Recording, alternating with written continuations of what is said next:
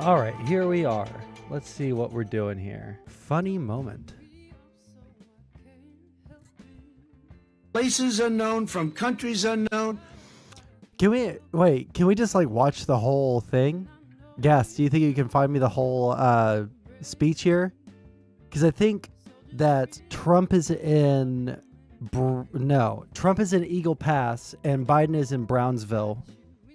People from places unknown, from countries unknown, who don't speak languages. We have languages coming into our country. We have nobody that even speaks those languages. They're truly foreign languages. Nobody speaks them. And they're people from places. What languages does he think people in the United States do not speak? Free Trump book? What does that mean? Let me move my face light right there. Jesus Christ. You know what? I kind of halfway regret cutting my hair a little bit, because if I leave it up, then it looks really goofy, because now if I put it up into a bun, it's a tiny ass baby little bun, and if I put it into a ponytail, it's like what's his name? Obi-Wan Kenobi from episode 1 type, little tiny baby ass little mullet ponytail, so it just looks stupid. All right. So Trump and Biden are both at the southern border. Let me see here. Get rid of that. We don't need that. We'll move this right here. I was going to pull up some of the things that are going on here. Oh man, the Biden testimony stuff that went on was pretty brutal. I'm curious to see what they say there. Okay, correct me if I'm wrong. My understanding is all of the things that the Republicans were basing the Biden probe on to find the Biden family, criminal family corruption, every single source that they had there ended up being farcical. No?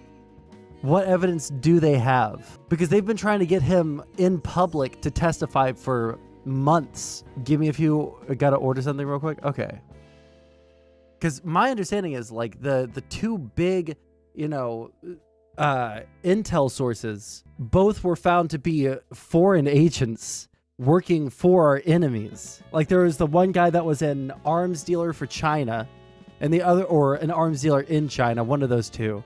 And then the other one just was revealed to be like a literal, unambiguous Russian asset, where nothing that they say has any validity. Skip 14 minutes in. Thank you so much, Gas. Okay. I think this one's short, so we'll watch this one first, and we'll pause the music. Actually, we'll just close out the music. Let's see what they say about this. The Hamas-run Palestinian Ministry of Health say that more than 100 people were killed in what is being described as a chaotic incident as IDF soldiers opened fire as people were trying to get food from aid trucks. CNN's Jeremy Diamond is gathering new details. He's been picking up some new reporting. Jeremy, bring us up to speed here. Just based off of the headline, because this is literally the first that I'm hearing about this. If there's no ambiguity whatsoever here, and it is just 104 civilians killed trying to get food, Israel should really consider taking the Biden administration's advice and doing some kind of ceasefire, or trying to work towards a ceasefire, because right now they're just fighting against any attempts at a ceasefire. Right now, Gaza Holocaust is trending. Jesus.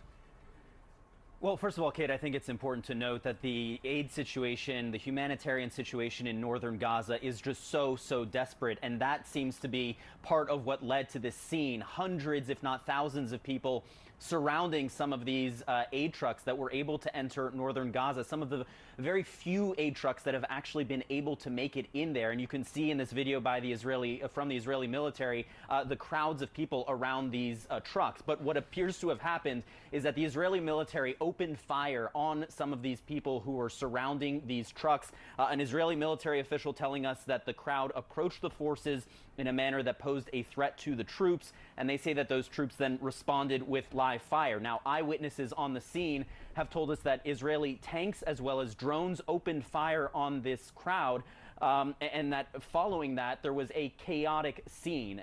Some of the drivers of these aid trucks apparently tried to get away amid this gunfire and killed several additional people.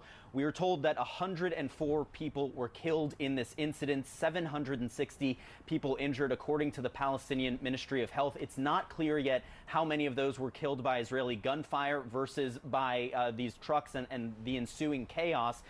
But our eyewitnesses on the ground indicate that it was the Israeli gunfire that prompted some of those trucks to flee the scene and in the process run over some of these individuals. But we are still working to gather additional details. The Israeli military says for its part that the incident is under review, and they are also saying in a statement that Gazan residents surrounded the trucks, looted the supplies being delivered, and that during the incident, dozens of Gazans, they say, were injured as a result of pushing and trampling. This was clearly more than just pushing and trampling, and we have eyewitnesses making very clear that the Israeli military did indeed open fire on these individuals as well. Now, we should note that this is only happening because of how desperate the humanitarian situation is in northern Gaza. Very few aid trucks have actually been able to make it in there. The World Food Program recently suspended aid deliveries to northern Gaza, saying that it was too unsafe. Part of that has to do with a lack of coordination with the Israeli military to get those trucks. What does which part mean? How far back do I need to go for me to hear what he said? On the ground indicate that it was the Israeli gunfire that prompted some of those trucks to flee the scene and in the process run over some of these individuals. But we are still working to gather additional details. The Israeli military says for its part that the incident is under review, and they are also saying in a statement that Gazan residents surrounded the trucks, looted the supplies being delivered, and that during the incident, dozens of Gazans, they say, were injured as a result of pushing and trampling. This was clearly more than just pushing and trampling, and we have eyewitnesses making very clear that the Israeli military did indeed open fire on these individuals as well. Now, we should note that this is only happening because of how desperate the humanitarian situation is in northern Gaza. Very few some of the drivers of these aid trucks apparently tried to get away, and they say that those troops then responded fire on some of these people who were surrounding these trucks. An Israeli military official telling us that the crowd approached the forces in a manner that posed a threat to the troops, and they say that those troops then responded with live fire. Now, eyewitnesses on the scene have told us that Israeli tanks as well as drones opened fire on this crowd, and that following that, there was a chaotic scene.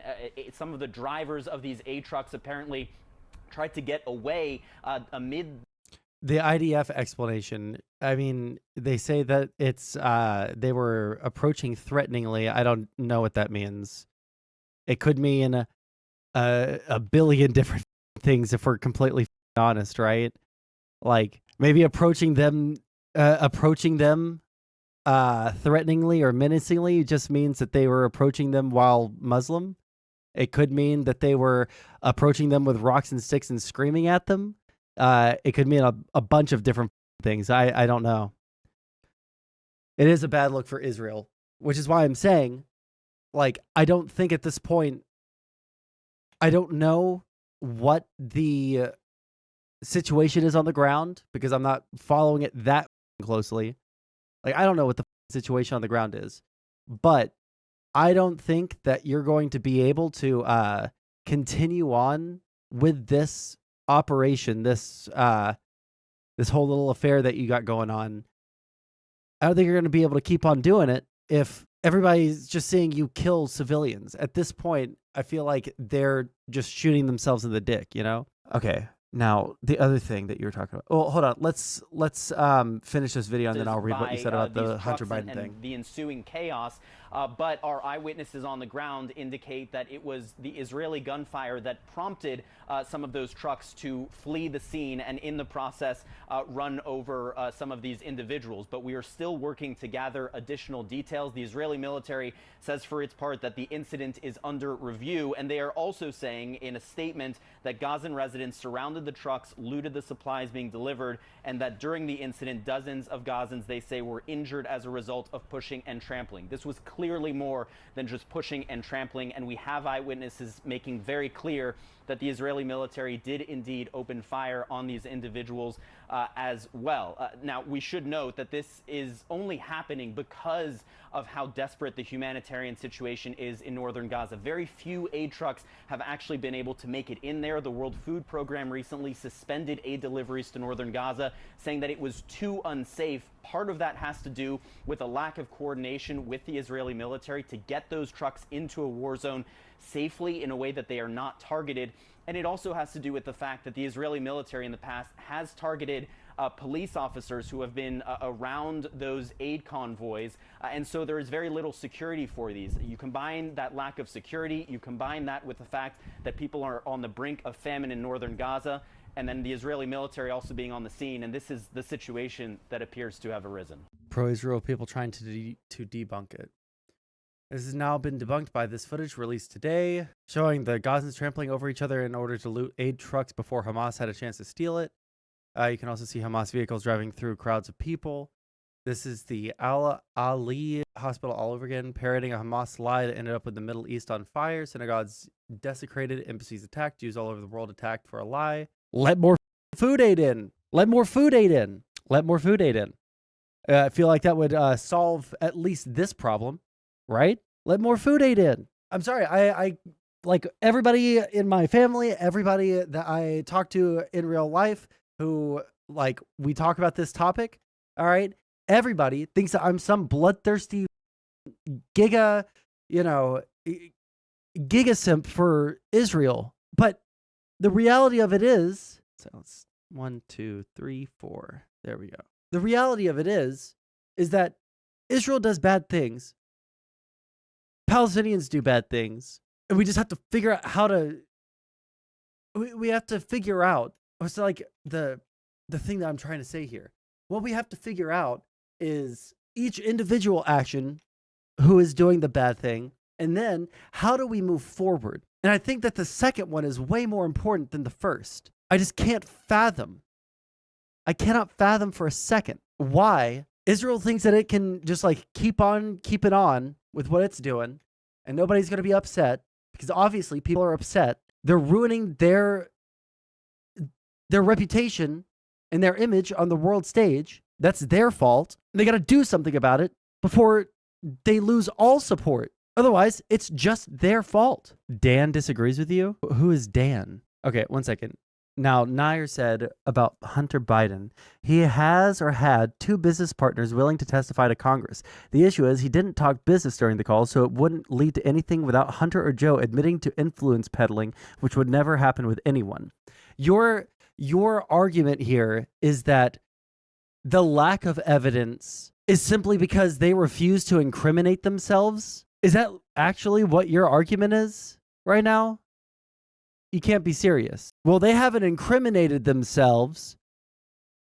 And the guys that we've talked to have given us, no reason to believe that they've done anything wrong by their own testimony. So the only reason we can't bring the Biden crime family to justice is because they refuse to incriminate themselves? What is this streamable? Oh, Hamas, I don't know about... Oh, that Dan. Okay. Oh, Hamas, I don't know about them. I don't think there's any good guys here. Oh, I can't wait to shit on your grave. Oh, Hamas. I like how this guy says shit like that, but like, look at his skin. Look at how he is as a person. He doesn't look particularly healthy. He's an aging elder millennial. And he wants to tell us that he's going to shit on our graves? Brother, I don't think that the soy slop that you're eating is actually helping you that much. How's it going, Drasdy? There we go. Look at Arizona, they haven't done anything there. Wait, is the audio this shitty? This is a Joe Okay. Biden invasion. Okay, they fixed the audio. The Brandon's been a friend from hasn't done a thing, and the hasn't done a thing, and the governor in California hasn't done a thing. People are flowing through there like nothing, but Texas is very secure and it's going to be even more secure by the time you finish, which will be soon. And I just want to thank some friends of mine. Brandon Judd's been a friend from day one. He knew what we were all about and knew what we were saying and doing. And I think. Can I link an actual Justice Warrior video? I don't. What's the topic? We were ahead of our time, and General Thomas Sondsol was somebody that was always right there and understands this Texas military department about as well as you could have. I think he understands war, because that's what you're in. You're in a war. And William Mike Gorby, you know who he is, and he's been. I don't know who he is. Who is he? That you put together. Fortunately, I might ask Brandon to say a couple of words, because right at the beginning we were into it. We saw what was happening, and the governor was there, and then he really stepped it up. It's been amazing. I came when I was lucky enough to receive his endorsement. I endorsed him also, and very proudly endorsed him. And a lot of things have happened in the last little while, but this is an incredible operation. Brandon, would you like to say a couple of words, please? Absolutely. Thank you, sir. President, thank you. Thank you. Sir, I want you to know, your agents, my agents, they're mad as hell. Absolutely mad that President Biden went to Brownsville, Texas. Laken Riley. Yeah, I don't know who Laken Riley is. Oh, I don't know if I want to watch the video in the first place. I don't know who Laken Riley is. Rather than going to Arizona, rather than going to San Diego, California, rather than coming to Eagle Pass, Texas, which has been the epicenter, what President Trump has seen right here is he's seen how his policies have worked, but he's also seen how he can expand upon those policies once he goes back into the White House. He has seen how Governor Abbott has been able to use his policies to secure this specific area, the epicenter of the last 2 years of the illegal border crisis that we have had to endure. And your agents, President, they are pissed.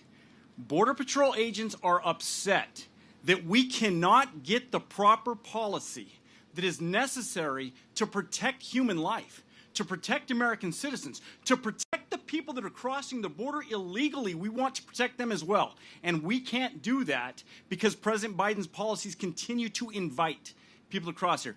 Thank goodness we have a governor like Governor Abbott. Thank goodness we have somebody that's willing to run for President of the United States. Forgo everything else that he. Now, don't all of the Border Patrol agencies, like, haven't they come out in support of Biden's? Have they come out in support of Biden's bill, the bipartisan bill, I should say? He's been doing Biden partisan bill. True. To serve the American people. President, thank you. The reports have come out, and we've been covering them, and everybody's been. And I spoke to the parents of an incredible young lady, and you saw her the other day. You saw what happened the other day in Georgia, and the parents are devastated. They're incredible people. But this is a Joe Biden invasion. This is a Biden invasion over the past 3 years. I call him Crooked Joe because he's crooked. He's a terrible president, the worst president our country's ever had, probably the most incompetent president we've ever had. But it's allowing thousands and thousands of people to come in from China, Iran, Yemen, the Congo, Syria, and a lot of other nations. Many nations are not very friendly to us. He's transported the entire columns of fighting-aged men, and they're all at a certain age, and you look at them and say, they look like warriors to me. Something's going on that's bad. Now the United States is being overrun by the Biden migrant crime. It's a new form of vicious violence. Okay, wait a second. I was about to wonder out loud, but I feel like, okay, do we collect data on illegal immigrant crime as of 2020? That might not be that. But that same place, the Cato Institute, and isn't the Cato Institute more conservative? Have a low homicide conviction rate. Oh, this is the conviction rate. Let me see here. Center for Immigration Studies, CIS, published a report alleging my papers missed illegal immigrant criminals who were identified in prison by the Texas Department of Criminal Justice, resulting in an inaccurately low criminal conviction rate for illegal immigrants. After making numerous additional data requests from DPS, analyzing the data and communicating with one of the authors of the CIS study, it is now clear that illegal immigrants have a lower homicide conviction rate in Texas. So they have a lower murder rate. Not strictly. Yeah. I was saying more conservative. But is there something that's more than just a series of papers on? This one is. Let's see here. We're 65% less likely to be convicted of a crime than native-born Americans. That illegal immigrant crime wave. They were 47% less likely. And legal immigrants were 65% less likely. Interesting. Yeah, the U.S. Border Patrol Union endorses Senate immigration deal. Yeah. Relation to our country. It's migrant crime. We call it Biden migrant crime, but we need someone who will stick up to these illegal hordes who hate our rule of law and want to exploit our resources. I thought that you were I thought that you yourself were a person who was like super big on the we should do the best thing that's economically viable for the United States. I didn't realize that you were just like a total simp for literally anything that Trump says.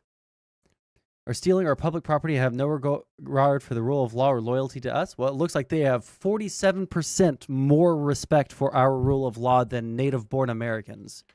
So I don't know if that's just, I don't know like where you're coming from on that, but according to the data that we just looked at, it looks like they're actually more likely to respect our rule of law than you or I would be. Kind of interesting, that little factoid. That's a little bit long, so we'll just leave it. But every time... Good by an arbitrary standard? How about quality of life improvement? How about, like, I don't know,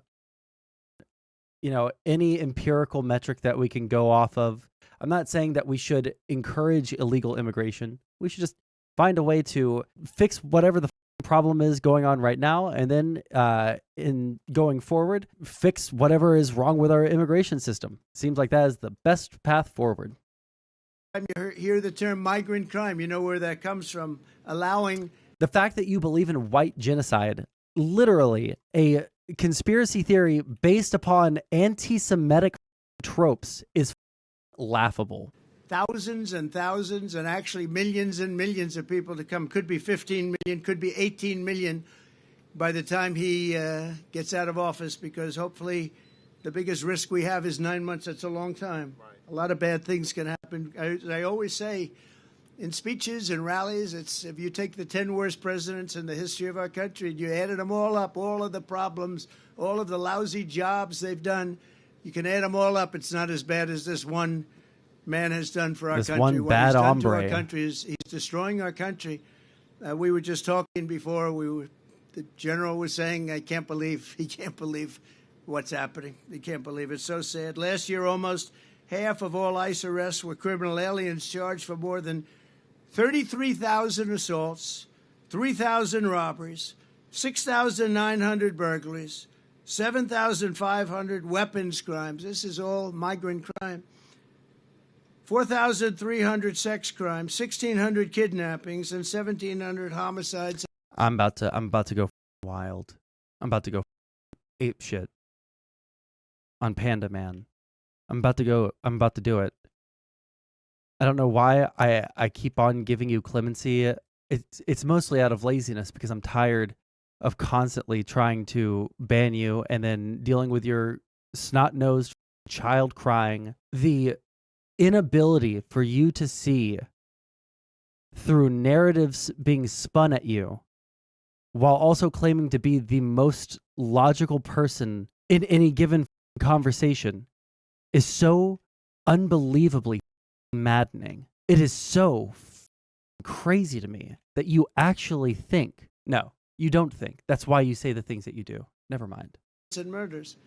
These are the people that are coming into our country, and they're coming from jails, and they're coming from prisons, and they're coming from mental institutions, and they're coming from insane asylums, and they're terrorists. They're being led into... How are all these people coming from insane asylums? Are they just being... Are Are they sneaking out? Are they breaking out? Like super spy style? Where the fuck are they? Where the fuck are they coming out of all of these insane asylums? Where are these insane asylums that they have millions of people in insane asylums that are coming over here? Holy shit. For our country, and it's horrible. It's horrible.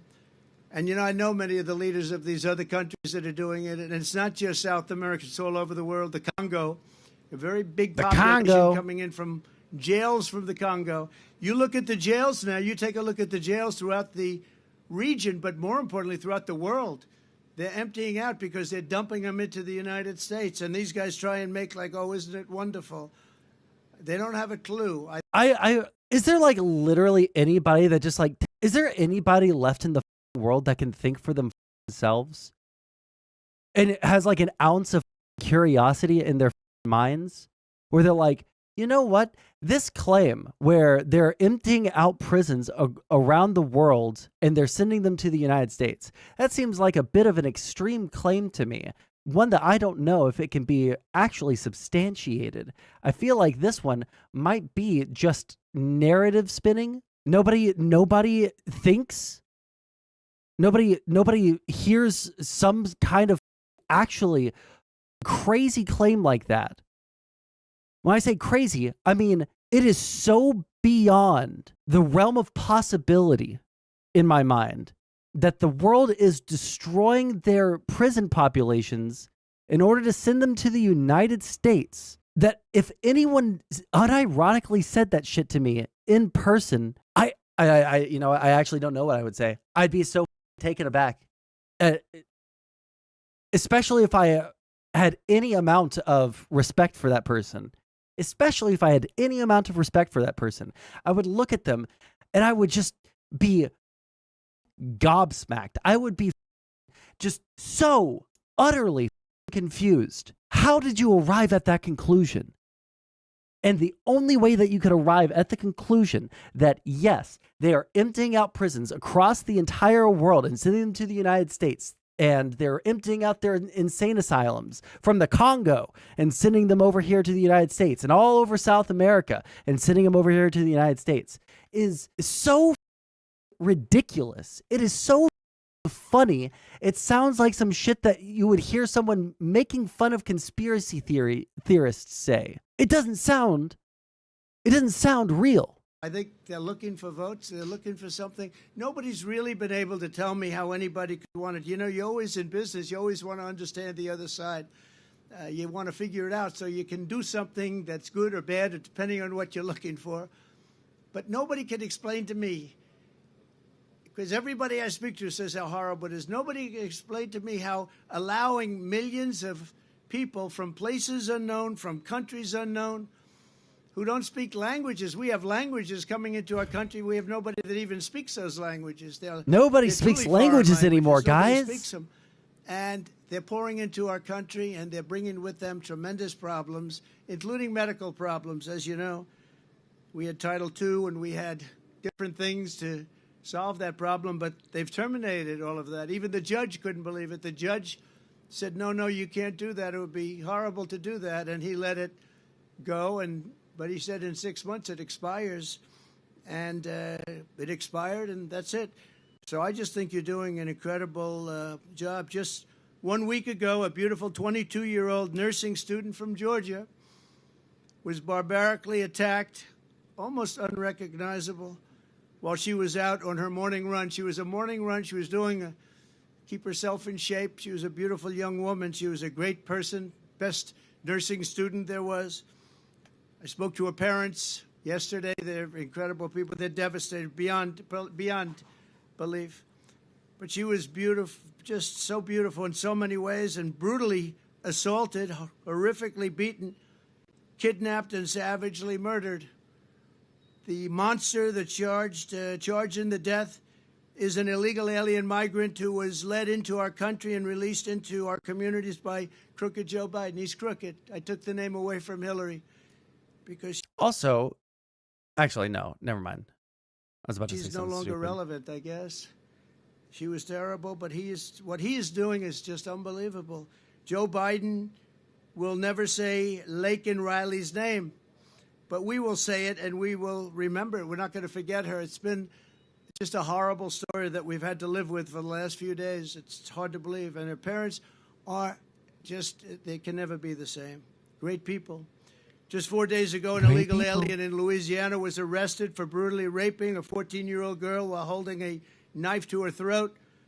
And he then allegedly robbed a man who was getting out of his car in front of his home and repeatedly stabbed him in the face, in the back, in the face many, many times before police found this person. This is how they escape. Let's see. Look, whatever you got going on, fill me in. I'm in the dark here. Chaparral Associates got the contract to retrofit this place in '99. $4 million contract. Head part. Okay, hold on. We can't watch movie clips on stream because it just like gets me copyright striked. Standing in the middle of a street, all covered with blood, standing over the Panda is banned from the Discord. Panda is not allowed in the Discord. Blood of the man he was attacking. Last year, a sadistic illegal alien criminal who was released into our country by Joe Biden was arrested for raping an 11-year-old girl and strangling her to death in Pasadena, Texas. And shortly before she was... Hold on. Who? What was the name on that one? 11-year-old girl and strangling her to death in Pasadena. And the person standing in the middle of a street, all covered with blood, standing over the blood of the man he was attacking. Last year, a sadistic illegal alien criminal who was released into our country by Joe Biden was arrested for raping an 11-year-old girl and strangling her to death in Pasadena, Texas. Who? And shortly before she was murdered, she texted her father that someone was knocking at the door. He arrived home from work and found his daughter's body. Hold on. Maybe he said the name there while I was reading chat. Arrested for raping an 11-year-old girl and strangling her to death in Pasadena, Texas.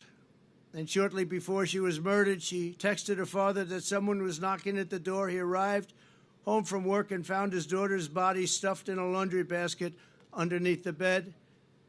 Horrible. Crooked Joe is the blood of countless innocent victims. It's so many stories to tell, so many horrible stories. 3 years ago, we had the most secure border in history. It kills me when they talk about, well, the entire point of talking about individual stories like that is to make it seem like it is way bigger of a problem than it actually is.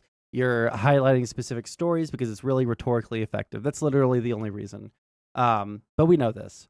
I mean, people on the Democratic side do it. People on the Republican side do it.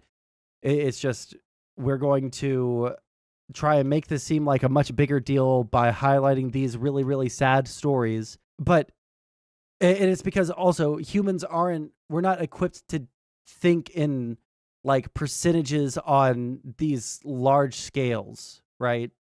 So when we just looked up the data that said like illegal immigrants are 47% less likely to commit a crime than a, native born American, right? Not Native American, like born in the United States and has lived here the entire time, like native. We can look at that and we can say, okay, well, it seems like this idea that illegal immigrants are going on crime sprees and raping and murdering like crazy is just not true, because they are less likely than people who are accepted as members of our society. They're less likely to commit a crime than one of our own. But that doesn't matter. And it never mattered, by the way. Because the problem isn't that these people are coming over here and they're like looking for a better life, right? Which isn't a necessarily valid reason for someone to come into another country. And we should admit that, right? Just because you're looking for a better life doesn't entitle you to be able to go to that country and live there undocumented, right? If you come to this country and you are willing to work and you're willing to follow the laws, I think that you should be able to get citizenship at some point. Whether that means that you're, naturalized and then you get to, or you're naturalized after working for a certain amount of years without any kind of like felony or like violent offense, then sure, yeah, let's do that. But care about that. They love the stories of like the one good illegal that came over and he worked really hard and he got his citizenship and he never committed a crime, and why can't they all be like that, right? Because they don't actually care about that. They just like to point out, hey, look at this guy. He's illegal, or he was illegal, but then he decided to, turn himself around, as if like being an illegal immigrant is something that you have to turn yourself around from. It's and I always hate repeating like Democrat talking points, even when they're correct, because holy does it make me feel soy as. But when they're right, they're right. That's simply not true. Hispanic commit more crime than non-Hispanic whites for America, or in America. Yeah. Now look at the average age of white Americans and Hispanic Americans and account for that in the data, and you'll see that they commit less crime. There's just a lot more young people, and people who are old generally are much less likely to commit violent crimes than people who are young. But you're on that race realism, Ashkenazi gigabrain brain that you got going on there.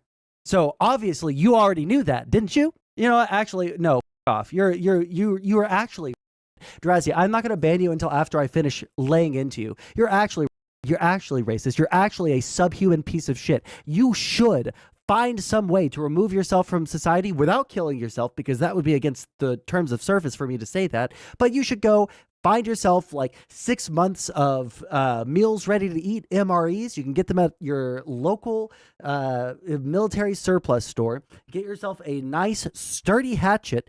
Go out into the woods and live there, because I would rather everyone who even jokes about believing the things that you do, I would rather them, because I'm not a violent person, and I don't want anything bad to happen to you. I don't want anyone to go out and hurt you or anyone that thinks like you do. However, I don't want you in my society. Go into the woods, build yourself a nice log cabin with only white people, live off the land, and die of dysentery at, 32 years old. Because you're all scared of vaccines too. Because you're all scared of medication, because the liberal elites told you that, if you take, quinine or some shit, that it'll get the dysentery out of your bloodstream.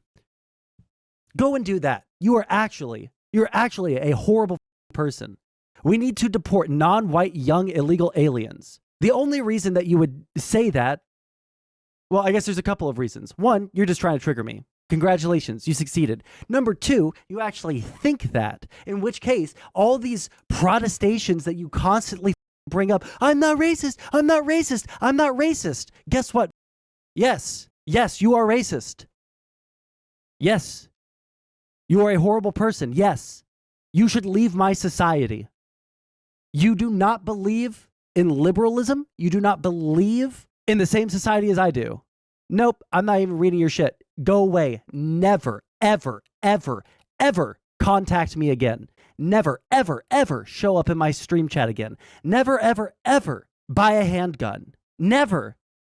If you don't listen to that advice, never keep that gun loaded.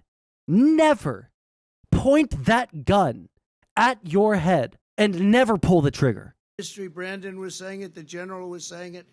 We had the most secure border, and people weren't coming because they knew they weren't going to get in. And how's it going, Wick? I got tired of someone for the last time.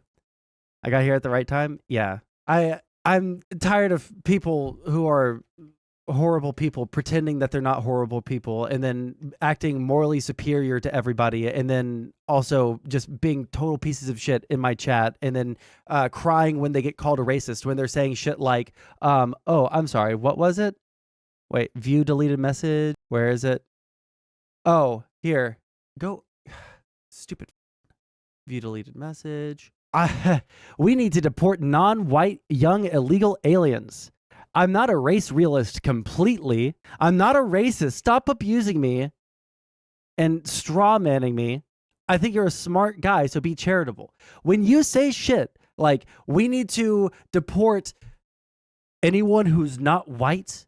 Like, if you said illegal aliens, I probably would think that you're less racist than you are. But you are very specifically always having this problem of trying to explain how not racist you are while saying some of the most like openly racist shit that I've ever allowed in my chat. And the only reason I've ever allowed anything like that in my chat was because I thought that that person might change. But you've obviously shown that you have no capacity to change. You have no capacity to change. I used to talk to white nationalists on stream on a fairly regular basis.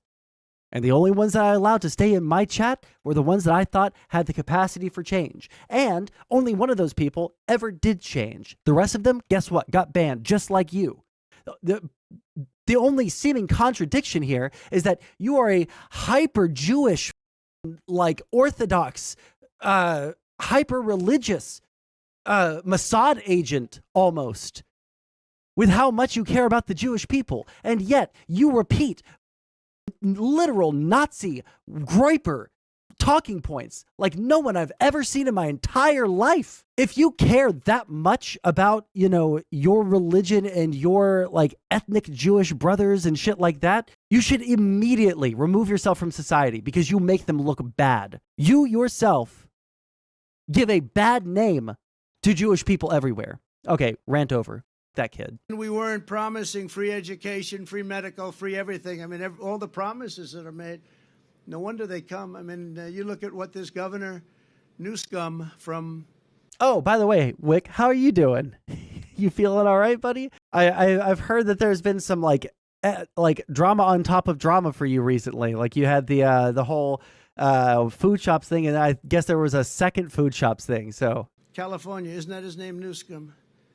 What he's done to California is unbelievable. People are pouring in. They think they're going to get medical aid. And our soldiers, our vets aren't being taken care of. But people that come into our country illegally are. Wait, hold on. Now, maybe I'm just making this up in my mind. I wonder, Trump cut VA benefits. Is that not true? Oh, wait, we want to take care of our veterans? President Trump's fiscal year 2019 budget impact on veterans? The president plans to cut $30 billion from disability benefits and employment initiatives, which provide career counseling and job training to disabled veterans entering the workforce. Investment, I don't know why that word's there. The VA will have to pay more for more expensive private nursing home care? Oh, yeah. I'm glad that we care so much about veterans so that we can kick out all the illegal immigrants while we're also not going to help our veterans. We ended catch and release. We built 571 miles of border wall, much more than I promised I'd build. And in addition, we purchased another 200 miles. And he failed on every aspect of the border wall. He tried so fucking hard to get that border wall through, and he failed each and every single time. The longest government shutdown in U.S. history happened as a result of that, and they still couldn't, Mr. Dealmaker here, still couldn't make a deal with the Democrats to get the border wall built. Even after everything, he still couldn't get anything through. Even after everything, he still couldn't get anything through. That's my president right there, folks. That's my president.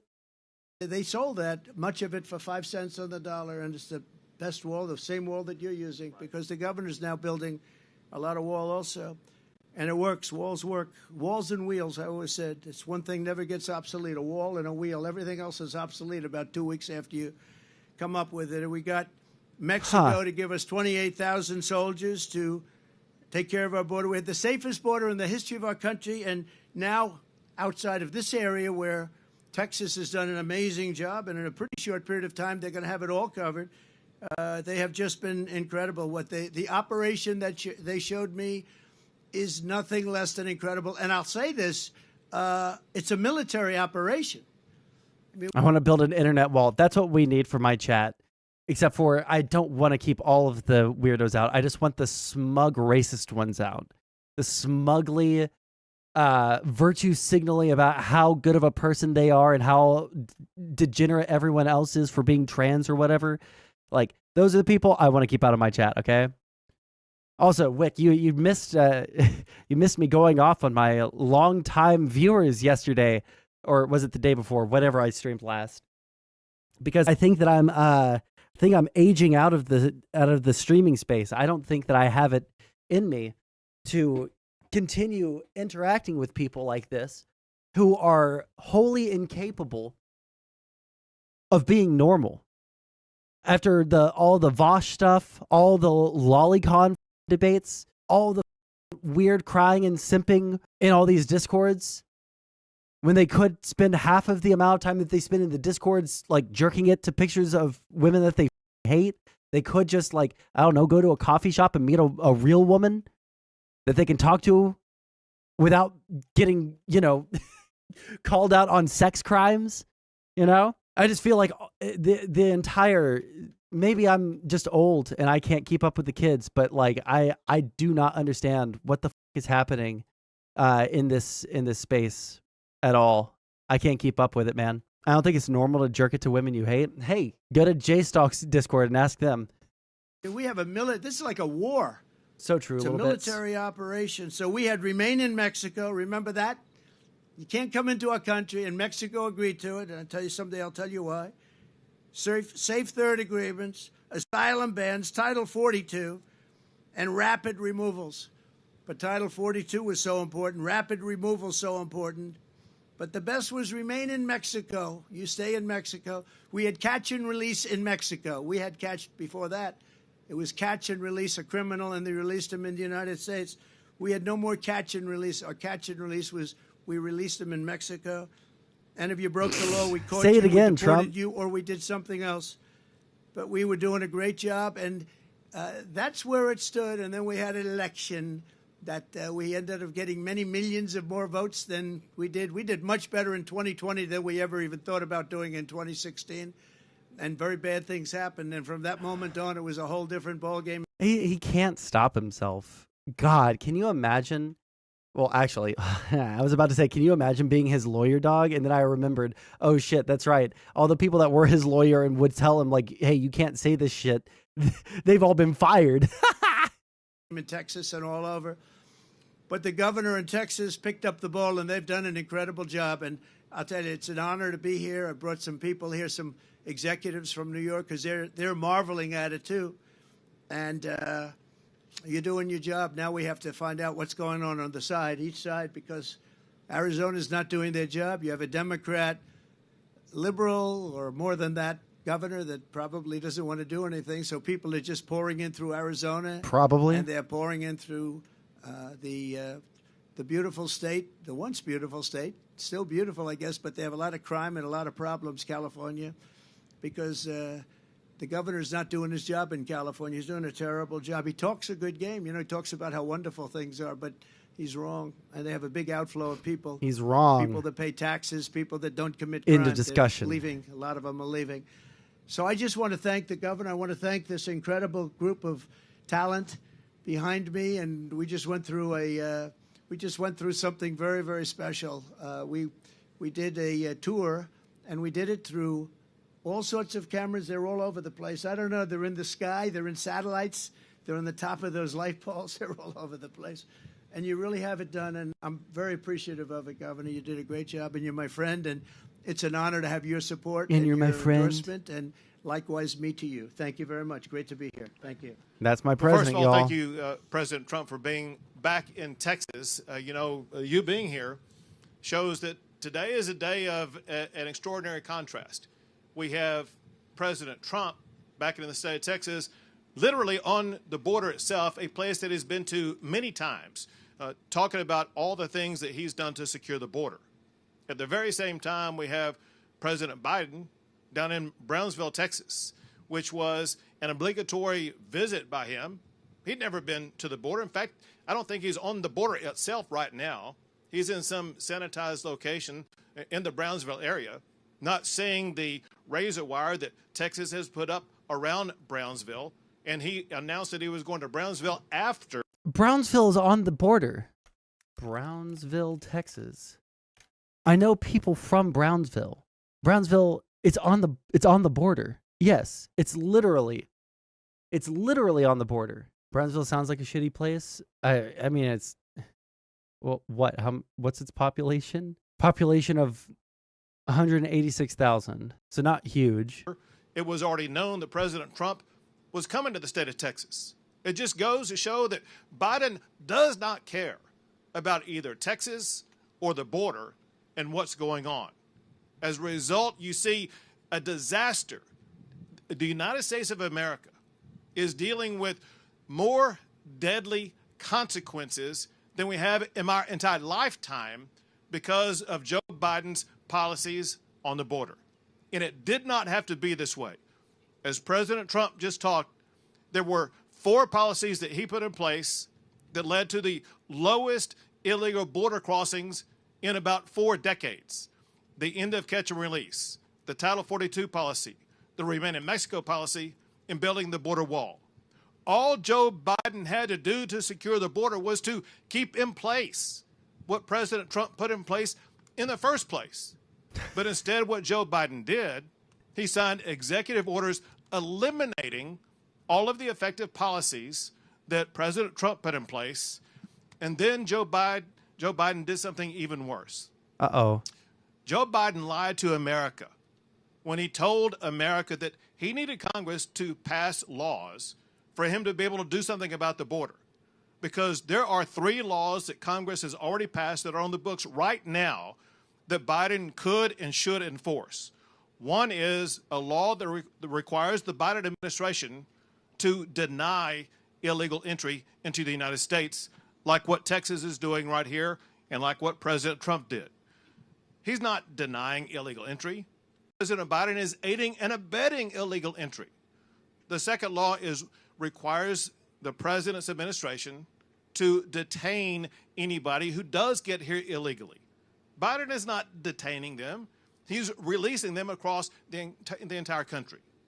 The third law that Congress already has on the books is a law that requires the Biden administration to build border barriers like what Texas has built, like what President Trump has built. And Biden not only is not building any borders, Biden is using every tool that he can to tear down the borders that Texas is putting up in our state. And because what Biden is doing has endangered our country, as President Trump was telling you the stories, not a week goes by without an American either losing their life, being raped or assaulted by somebody that Biden has allowed in our country illegally. The fact of the matter is, because of Joe Biden's policies and the more than 8 million people who have crossed the border, the United States of America is being invaded. And because Joe Biden is not doing his job to step up and secure the border, Texas has invoked the authority provided to us in Article 1, Section 10 of the United States Constitution to declare an invasion and for Texas to defend ourselves from the crimes that are being caused by Joe Biden. Very quickly, here's what Texas is doing. Texas is the only state in the history of America to build our own border wall. And we did not reinvent the wheel. We're just building the very same wall that President Trump put up. Second, we deployed those big orange buoys into the Rio Grande that are effective at denying illegal entry. And Joe Biden filed a lawsuit to try to put a stop to it. Yeah, because they were killing people. Because people were getting tangled up. People were getting tangled up in the razor wire while crossing the river. And that makes us look terrible on the world stage. Yeah, no shit. Even though that lawsuit is typing in the courts right now, those buoys remain in the Rio Grande River as we speak right now. The third thing is I thought that those had to be removed. Members of the Texas National Guard. In fact, I'm certain that General they said Seltzer that. And General, thank you. And also I want to take this time to thank Martin Freeman from the... Never forget that this guy, when there was a shooting of a bunch of children in Uvalde, said, well, it could have been worse, and then did literally all. Nothing. Literally nothing. At all. Just to remind you guys, just a quick little reminder. The Texas Department of Public Safety and Mike Banks, where we have our own border czar. Mike Banks has spent more time as the Texas border czar in one day than the United States border czar has spent in our entire tenure. And I want to thank Mike Banks for his job as a former Border Patrol agent and now as the Texas border czar. But what our National Guard has done, they have sealed off this entire park and taken it over, because this area was being used by the Biden administration to violate the laws of the United States of America. And I said, I will not allow this Texas land to be used by the Biden administration to violate American laws. And I asked the National Guard to take it over, and they did in one day. But this is the important fact. Since they took it over, the number of people that used to come across the border before were 3,000, 4,000, sometimes 5,000 people a day. Now, since this park has been taken over and wired shut, there is on average about 6 or 7 people coming across a day. Most of them are in violation of state law for trespassing, and they are arrested when they come into this park. And so for all practical purposes, this part of the border is sealed. Same goes for where Joe Biden is right now. Where Joe Biden is on the night that Joe Biden lifted Title 42. Brownsville, Texas was ground zero where people were crossing across the border illegally. And immediately, the Texas National Guard wired that shut. So an area during the time of Joe Biden before Title 42 was, or when Title 42 was lifted, there were thousands of people coming across the border. Now there is on average about 14 people crossing the border in that area. And that's because the Texas National Guard has wired it shut. Because we are having to do so much to secure our border, that's exactly why 5 miles south of here, Texas has now launched its own Texas National Guard military base that will house 2,300 Texas National Guard. So they will be able to more swiftly and more effectively continue to secure our border. And the last thing I'll say is this: unless and until Joe Biden steps up and does his job, that he has the power to do already to enforce the laws of the United States of America, Texas will continue to bus those migrants to sanctuary cities all across the United States of America. But I am very thankful for the model set by President Trump. President Trump showed that when he was in office, he was able to secure the border. And I know that when he is reelected as our president, our border will once again be secured. So thank you, President Trump. At this time, I would like to introduce you to the person leading the effort on behalf of... Okay, Trump's done speaking. Abbott's done speaking. I'm done with that. Alrighty. What else do we got? Oh, we have the Democrats talking about Hunter Biden. Okay, Nair, are you still in chat? I would love to see a steel man. Personally, I would love to see a steel man of this idea that the Republicans still have a case. I don't feel like they do. How do the Republicans have a case if the two, people that were supposed to be, their confidential informants, how is it that they're still going ahead with this shit when it doesn't seem like they have any leg to stand on whatsoever? It doesn't seem like they have anything. Do they? Ben trying to defend the Alabama thing? Oh, cool. We'll look at that here in a second, but I want to watch the Democrat thing real quick, unless it's really boring. To the House of Representatives, the people of New York's 3rd District are finally getting what they deserve. Fix the audio. Fix the audio. Fix the audio. Fix the audio. I'm Congresswoman Sewell of Alabama's 7th Congressional District. As the only Democrat... Is it? Oh, it's just because it's all on the left ear. Got it. Oh, hello. I don't think so either. Well, there's a waffle. Democrat in Alabama. Okay, it's just because it's only the left ears. Got it. Back to the House of Representatives. The people of New York's 3rd District are finally getting what they deserve. A problem solver who is ready to deliver to defend the freedoms of working families. In contrast, last week, extreme MAGA Republicans carried on their anti-abortion movement, and they secured another legal victory. This time, the Alabama Supreme Court jeopardized the use of IVF in the state. While gut-wrenching, this is exactly what Republicans have been fighting for, and their record is clear. After Republicans swallowed their pride and supported Donald Trump, he made good on his pledge to stack the Supreme Court with partisan judges that would overturn Roe v. Wade. This is something that he openly bragged about. In Congress, 96% of House Republicans turned their backs on women and voted against the Right to Contraception Act. 147 Republicans signed the amicus brief asking the Supreme Court to ban mifepristone.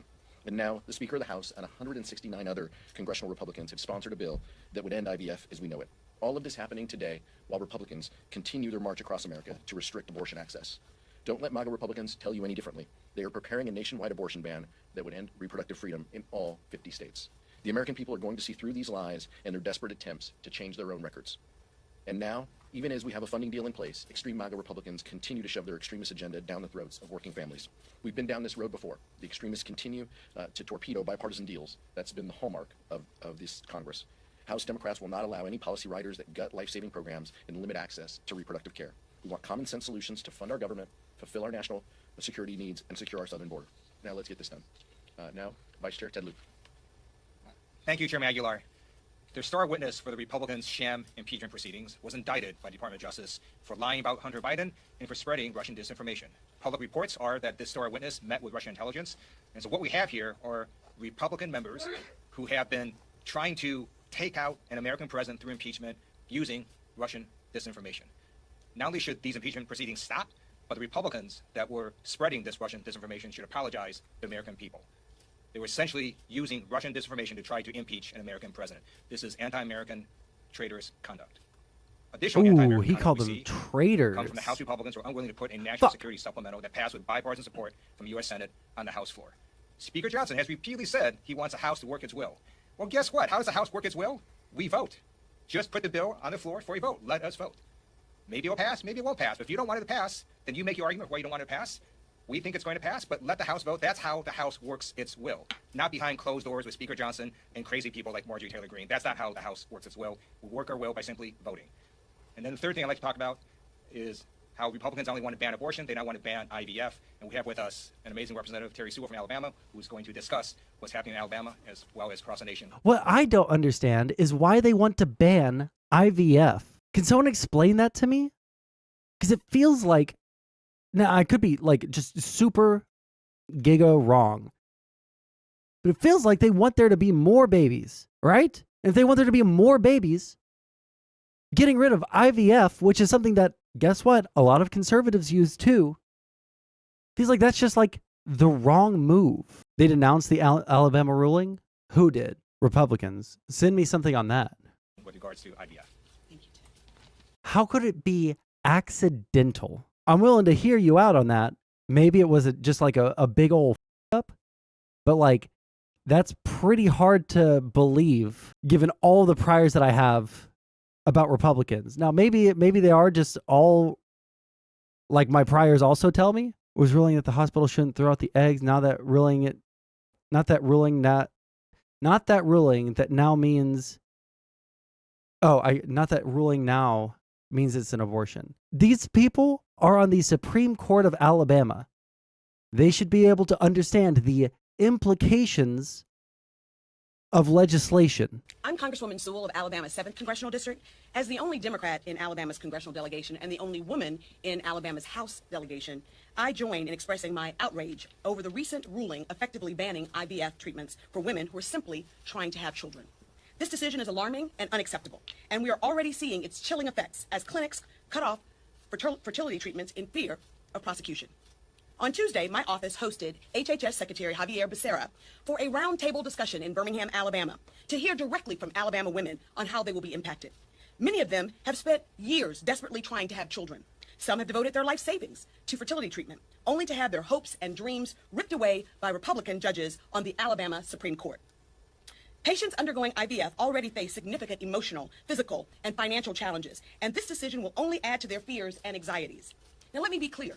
Women in Alabama and across this nation deserve access to a full range of reproductive health services. And that includes women who would like to grow their families but have had difficulty doing so. Frankly, it is actually unimaginable that in the year 2024, we would be fighting this fight. Surely reproductive freedom was a battle that my mother's generation won. But everywhere we look, old battles have become new again as mega extremists work to erode our hard-fought rights and freedoms and roll back our progress. Make no mistake, while some of our colleagues across the aisle are attempting to backtrack the role that Republican officials have played in creating this nightmare, they still own it. Even today, over 60 House Republicans, including Speaker Johnson himself, are currently co-sponsoring legislation that will ban IVF nationwide. We cannot stand by as politicians work to strip women of their reproductive rights, nor can we accept a world where women today enjoy fewer rights and freedoms than their mothers and their grandmothers. House Democrats are working hard every day. She didn't want to say fathers. Oof, she hates men. Into federal law and to protect the reproductive freedom of all women everywhere.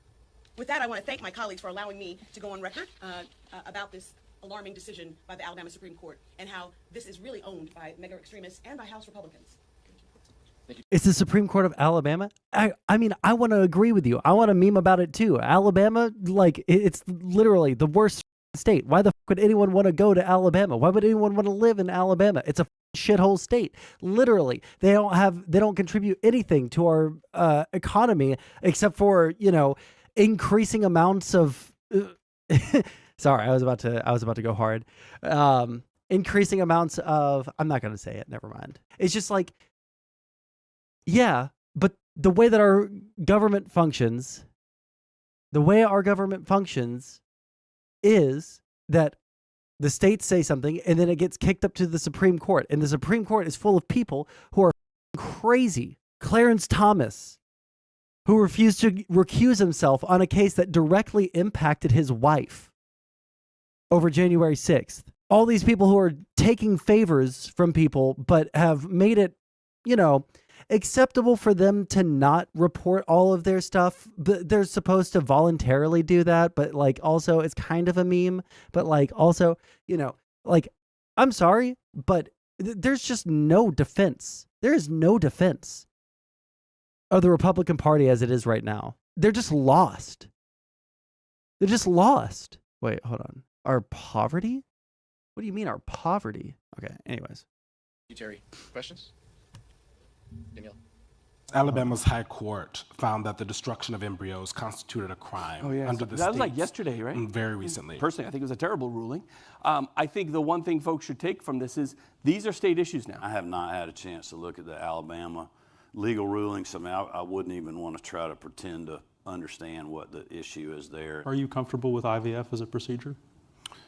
I am, yeah. I'll just say I'm generally in favor of IVF. I can't speak to that particular case, but Yeah. I'm generally in favor of that. Do you believe that destroying embryos is a crime? No, I mean, listen, the IDF and those kind of infertilization, that's not Oklahoma. But I will say, if you want to talk about Roe v. Wade, we believe that every state has the right to choose what they want to do on this issue. Nikki Haley has struck some chords that are similar to what. I wish that we really did just go full states' rights, all the states are their own entities, and then we get to see how shit. I mean, we can already see the Republican policies in place right now, and we can look at Alabama and Mississippi and Louisiana and Arkansas, and we can look at all these shit-ass southern states that produce nothing but take in government welfare to keep their states functional on a regular basis, while arguing that the individuals within that state ought to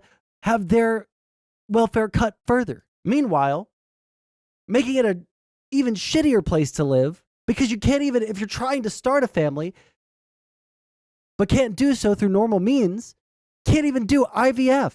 No, he misspoke. I almost made a joke about it, but. What you just said about the sort of need to find areas of consensus, and this is very Then does it apply to every state? Well, if they sue if this gets appealed, which is going to be appealed, and then it gets thrown to the Supreme Court, and the Supreme Court rules that, you know, whatever, or if they rule that it's down to the individual states, then we're going to see Republican states all over the place start banning this shit. very divisive issue. Surprising to see her say that she thinks frozen embryo has personhood status. You know, you have a lot of people out there in this country that they wouldn't have children if it wasn't for that.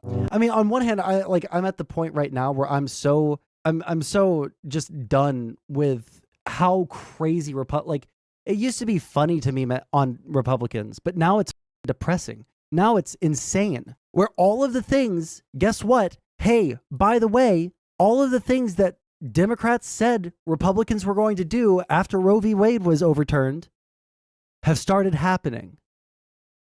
All of the things that, oh, well, they wouldn't go that far. They just don't believe in abortion. Oh, they wouldn't, they wouldn't get rid of contraception, even though there have been multiple attempts to get rid of contraception and bring it to the Supreme Court, even though they said that they weren't going to try to get rid of gay marriage when several Supreme Court justices signed on to the majority opinion saying that they ought to look at it like sodomy laws.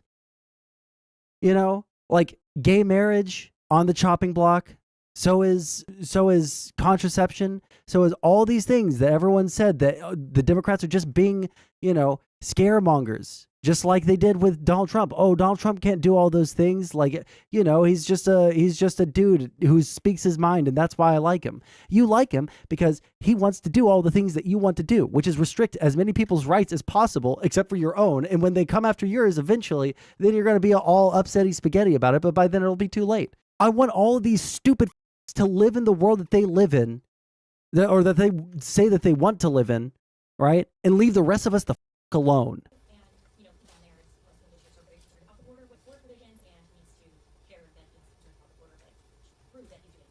I think President Biden is exerting leadership. He's visiting. I think his first message is, I'm here to listen. I'm here to see with my own eyes what they are experiencing.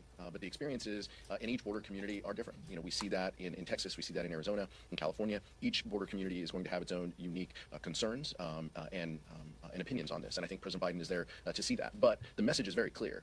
And I know House Republicans devoted a little bit of their time talking about this issue, but where are they on this? I mean, this is the responsibility of Congress to update our immigration laws and address this. And for over 30 years, Congress has avoided that. And the minute that there is a bipartisan solution, Donald Trump pulls the chain of House Republicans and pulls them back. And so, that's what we see. And so there is no leadership, and House Republicans have no right to say they're focused on solutions when they're the ones who are creating the issue and walking away from solutions and walking away from bipartisanship. There is no solution at the southern border that gets done unless it's in a bipartisan way. And that's why it's laughable that H.R. 2 and all the silliness that House Republicans continue to put forward. It's on us to fix this issue, and it has to be done in a bipartisan way. The Senate attempted. Donald Trump told them that they couldn't. Max? What's your message to some of your senators in your caucus who might want to support this I think our message is, well, first, and we know the Democrats and Republicans who are advancing this, they are well-meaning. They really are, and these are thoughtful individuals. But I just don't think that this is the solution that is in front. The solution is incredibly clear. It is the bipartisan solution that has 70 votes out of the United States Senate. You guys spend a little more time over there than we do. I mean, getting the Senate to take up anything new would be weeks or months. And so the importance of passing this national security supplemental is the focus and the priority of House Democrats. And we believe that Speaker Johnson should put this on the floor. As Vice Chair Lou mentioned, let the House work its will. Put this on the floor, give it an up or down vote. Not what has, a couple percent of support within the House Republican Conference. What has the support of the House of Representatives, of the People's Chamber? That's what we should be focused on. And so I think anything short of that is maybe well-meaning, but is not where the focus should be. Right? Given the reception from the Biden deposition, what's your overall impression of the future? I mean, it's pretty clear. I'll ask the Vice Chair to speak here. It's pretty clear that there's nothing there. There no evidence, no proof, no problem. That's the mantra of House Republicans. I'll leave it up to the committee. I know he previously requested to testify in public. I'll leave it up to the committee to decide that. But I think it's incredibly clear to anybody who is watching that there is no proof, no evidence, no connection to from President Biden to Hunter Biden's business affairs. But that doesn't seem to ever hold up House Republicans from throwing out innuendos and individuals who are willing to lie to share their story. Thank you, Chairman Aguilar. Hunter Biden has said that he is happy to testify in front of the American people under oath. It was Republicans who rejected that because they were afraid of what Hunter Biden was going to tell the American people, which is this whole impeachment proceeding is a sham. It's built on a house of cards, built on a fundamental lie. How do we know that? Because the Department of Justice indicted their star witness for making these lies, and the public reporting is that this star witness talked to Russian intelligence. So again, we have Russia trying to influence what's happening in American government, American politics, and this impeachment is trying to take out American president based on Russian disinformation, and the Republicans need to stop doing that. Questions? Actually, this is a specific question for Congressman Liu. I know that you were recently named the co-chair for the AI task force. I just want to see, I feel like we always hear a lot about different task forces and committees in Congress. Well, this ruling might just have to force the U.S. to determine when something is a child or not. I don't think that that's the role of government. I feel like that's crazy. I don't know. I feel like that. Yeah, I feel like that's insane. And I also don't think it would ever happen. I don't think that we would ever agree. Why would we agree on something like that? Nobody agrees when something becomes a child and when it gets personhood and all of that shit. It's all just virtue signals. For all the hubbub that they make about, we should let individuals make decisions about their own families and shit like that. For all that hubbub, seems like Republicans really actually just give zero, don't they? They just actually do not care whatsoever. Can you say specifically what the task force is going to deliver or produce and what the timeline for that is? Sure. Thank you for that question. I do want to thank Leader Jeffries and Speaker Johnson for establishing the House Bipartisan Task Force on Artificial Intelligence. I'm honored to co-chair this task force with Jay Obernolte on the Republican side. We have set up a series of meetings. I'm going to meet with Jay tonight, and then we'll discuss what's the best way to go forward. We are going to be producing, or we've been charged with producing, a report by the end of the term on what kinds of AI we should regulate and what's the best way to go about doing that. And there's other tasks that we could also do, so I'm going to talk to Jay, and we'll get back to you on what other things we'll be looking at. So.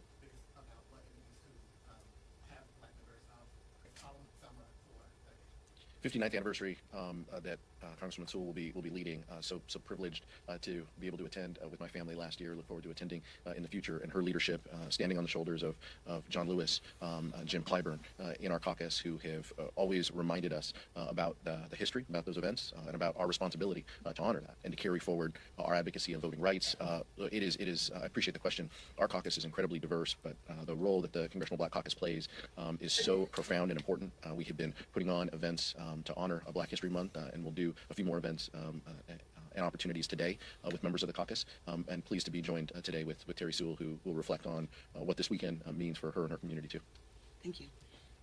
Well, growing up in Selma, Alabama, literally a stone's throw away from the Edmund Pettus Bridge, I have a deep, abiding understanding of how ordinary Americans can bring about extraordinary social change. I'm excited this weekend, as today is the last day of Black History Month. I've often said that we in Alabama, especially in my district, which includes the historic cities of Birmingham, Tuscaloosa, and Montgomery, and my hometown of Selma, we're merely custodians of America's history. Black history is American history, and we have a solid united in our efforts to make sure that Leader Jeffrey becomes Speaker Jeffrey in the Congressional Black Caucus, and we're led ably by Stephen Horsford, and who will also be joining me in Selma.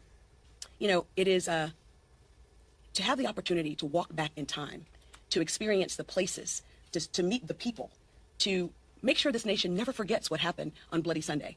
And given that old battles have become new again, not just for reproductive rights and reproductive freedoms, but for voting rights, I think I would have never guessed that my cause would be the same cause that John Lewis fought for 59 years ago. John was bludgeoned on a bridge for the right of all of us to vote, and we have seen Republicans roll back that Republican-led Supreme Court with the Shelby decision, and it's simply unacceptable. So I actually look forward to having the opportunity to stand there with our Vice President, who has done a great job of talking about this rollback of freedoms and rights that we enjoy, whether that's reproductive freedom or voting rights. She's been leading the charge in the White House on those issues, and I look forward to standing with her on the bridge, as John would say, one more time. But I also want all of us to understand the importance of this election, and I think that she'll touch on that. She'll touch on what's at stake when it comes to progress, and I look forward to her also espousing on what her thoughts are about how we can motivate, especially younger folks, to get out the vote. I think that there's one threat that I worry about, it's voter apathy, and I'm going to use this opportunity this weekend to talk about the difference that we can make when we vote. And when we vote, we win as a nation. And when Black folks vote, I think that they make a difference. Look at Atlanta. And so I really will take this opportunity to not only share with my colleagues the great history that lives and breathes in my district, but also to challenge them to go back and rededicate ourselves to the struggle for which John Lewis and so many others, known and unknown, fought for.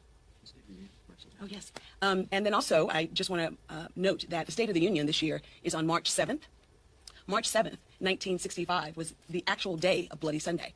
It was on that bridge on March 7th that John and those marchers were bludgeoned and run over. I mean, we all have seen the footage. And I think, I'm sure there was no intention on my Republican colleagues in choosing that date, but we're going to seize the opportunity of having the State of the Union be on that anniversary date by welcoming some of the foot soldiers who will remind all of us that we have a role to play in making sure that this country lives up to its highest ideals of equality and democracy. Thank you, Jerry. Well, I think we've been concerned. I think the House Democrats continue to be concerned about the situation on the ground. We know the importance of humanitarian Drive a assistance, manifold in the region. through. We've been advocating and we've been forceful on this. It is one What of the does that concerns mean? that many in the caucus have raised about other proposals that have been advocated is a lack of humanitarian assistance to those packages. It's a reason why we voted against Israel assistance weeks ago, is because it didn't have that component. The United States needs to surge and work with our allies to surge resources, humanitarian resources, and food and water and medicine to the region. I'll have to look at that after stream. You'll have to remind me to do that, though. And appreciate the president's leadership on this. Chad? Tron. Do you see any reason why some Democrats might say, because some are desperate to do things on the border, say, why don't we take a look at that? Or is that just too far? No, I think you've heard Republican senators say that has no support in the House. It's dead on arrival. I mean, and so, what we need is a bipartisan solution. And I appreciate that there are colleagues of ours who want a bipartisan solution. And if the Speaker wanted to, we could have discussions about that, about a bipartisan solution that was not H.R. 2. But it appears that Republicans, especially in the House, and Donald Trump would rather have the issue than the solution. And so they have walked away from that. And so the importance for us now, the next step, is to pass the national security supplemental. And that is what is on the table. I'm so confused by Speaker Johnson, and he opposed executive actions, and now he supports executive actions. I don't know where he stands at any given point on executive actions at the border, but it is very clear that our laws can only be changed with congressional action. Yeah, Tron, I'll message you about it in a little bit. We could address it. Absent that, we have to deal with what's in front of us, which is a national security supplemental and ensuring that we have funded government.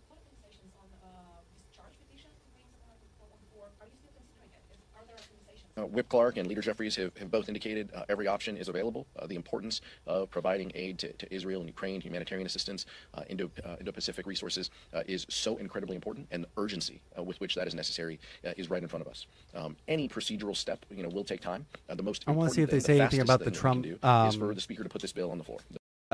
I think earlier today or yesterday there was some kind of the Supreme Court ruled on or said that they would take up the legal argument on whether or not Trump has presidential immunity into perpetuity. But it's kind of bullshit because they're essentially giving him immunity until the election or just after the election, instead of just like hearing it and ultimately agreeing, because it seems like they already know that they're going to rule in favor of Jack Smith. They're waiting and giving Trump extra time to delay and like kicking it to the latter half of the year. So they're going to hear the case sometime in April and then spend probably like 6 weeks on it. And then after that, then the trial can actually get started, barring any further delays from Trump. And this kind of case is going to take forever to hear. So they've basically just like said, yeah, Trump, I guess, has immunity. Fuck it. The bill that has 70 votes in the Senate to put it on the floor. Absent that, it's going to take time, no matter the procedural step. But we have said that we are willing to consider any procedural step in working toward a bipartisan solution. Leader Jeffries has indicated, his view is there's 300 votes for that bill if the Speaker put it on the floor. We share that view, and if Republicans truly wanted to lead and truly wanted to stand with Ukraine as they fight for their freedoms, that's what they would do. Having served active duty in the military and then serving in the reserves, it's very clear that America's national security depends on what happens around the world. So one reason that food prices went up, in addition to price gouging by companies, was also because an immense amount of fertilizer came from the Ukraine-Russia region.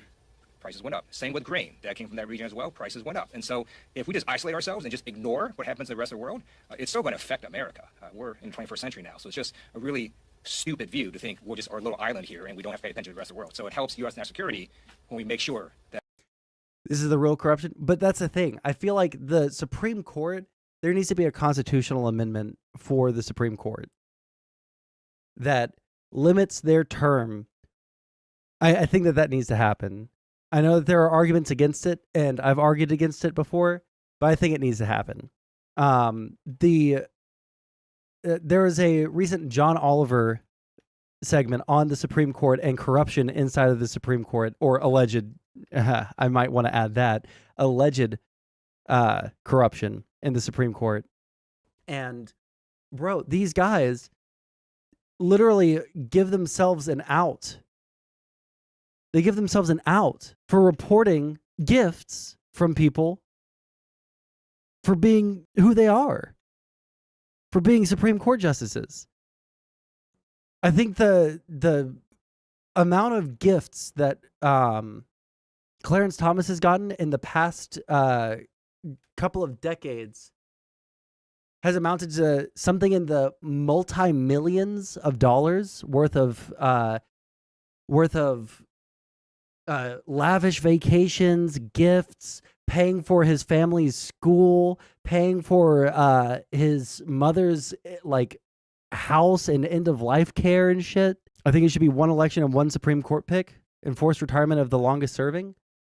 Well, that would mean that every 40, like the max. Well, I guess I actually don't know if I think that's a bad idea.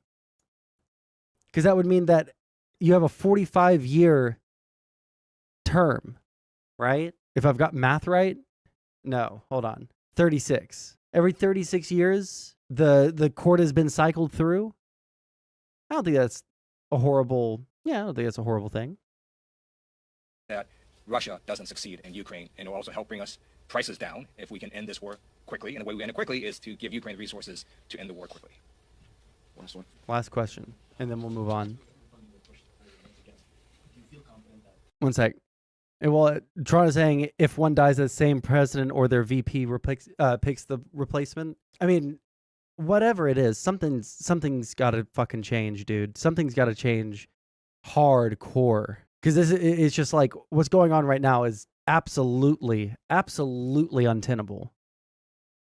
Well, look, that's our hope. There's an agreement in principle is what we have today to address to have this CR to move the dates to the 8th and the 22nd, as you mentioned, and to. I know we can't. We're saying that we would like to see some kind of constitutional amendment to limit their shit for just a little bit, you know. Because it seems right now they're like literally untouchable. They cannot be with. Well, I mean, weird with the president or VP. That's oh shit. Wait, how do I order a quarantine? Can I order a quarantine? Wait, hold on. I need to look this up before we hear the last bit of this. Song of 6. Oh wait, hold on. Song of 6. Quarantine. How do I do? It's flavor text. You wait for them to sleep and wall them inside. 6 bills, 6 of the 12 appropriation. I don't know if there are impeachment proceedings against. Now, there very well might be, but it feels like there aren't any impeachment proceedings for Supreme Court justices, right? That's what is in front of us. But as I mentioned before, Republicans have walked away from bipartisan deals in the past, and so we're cautiously optimistic that we can meet these deadlines. I think that clearly the second group of bills could be difficult and problematic, especially as Republicans in the House continue to insist on policy riders that erode women's reproductive freedom. And so I think that House Democrats will stand in lockstep to ensure that that doesn't happen. But that is a position of House Republicans. We look forward to working with our colleagues to avoid the shutdown. And House Democrats continue to put up the votes, by the way, to pass every continuing resolution and every funding opportunity, while Republicans go back and forth on whether they support funding our government and funding key priorities, including those at the border. I'm probably going to lose half my population here, even though I have a lot of hospitals. Thank you so much. Okay, we'll just wait and watch how many of my people die, since there's nothing I can do about it.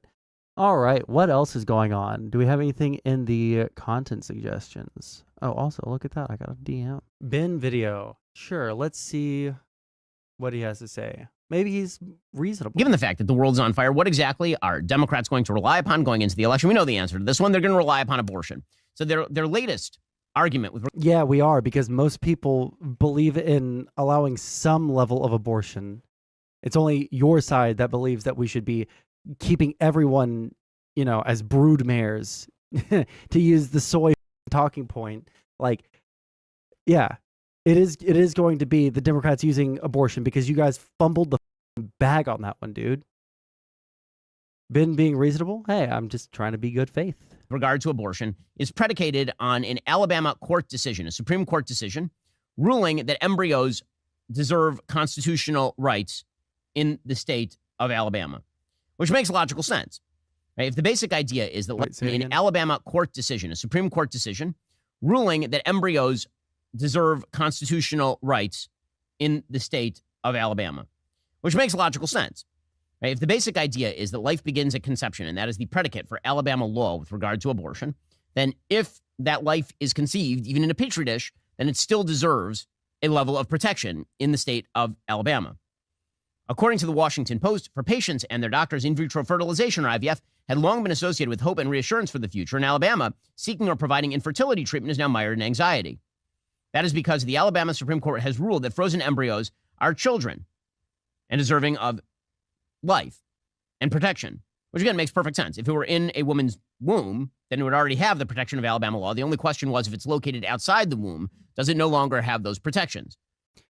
Let's see if he dives into any of the implications behind this. Like, if you end up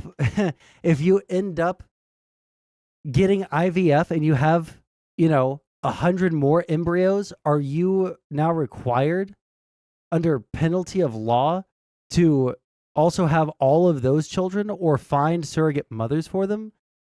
Otherwise, you'll be prosecuted for murder, for child neglect. Again, you don't do one embryo at a time. You make wait, actually, we can just Google this. How many embryos are created in IVF? Optimal number of eggs. More than 40 at a time. There's plenty of variation between this 2 and 40 range. I always thought that it was like 100. So the question really is the definition of life... Even so, like if you want to get IVF to have one kid, are you now on the hook to do, are you on the hook to do the other ones now too? Because that just seems insane to me. Locational, or is it not? Just on a logical level.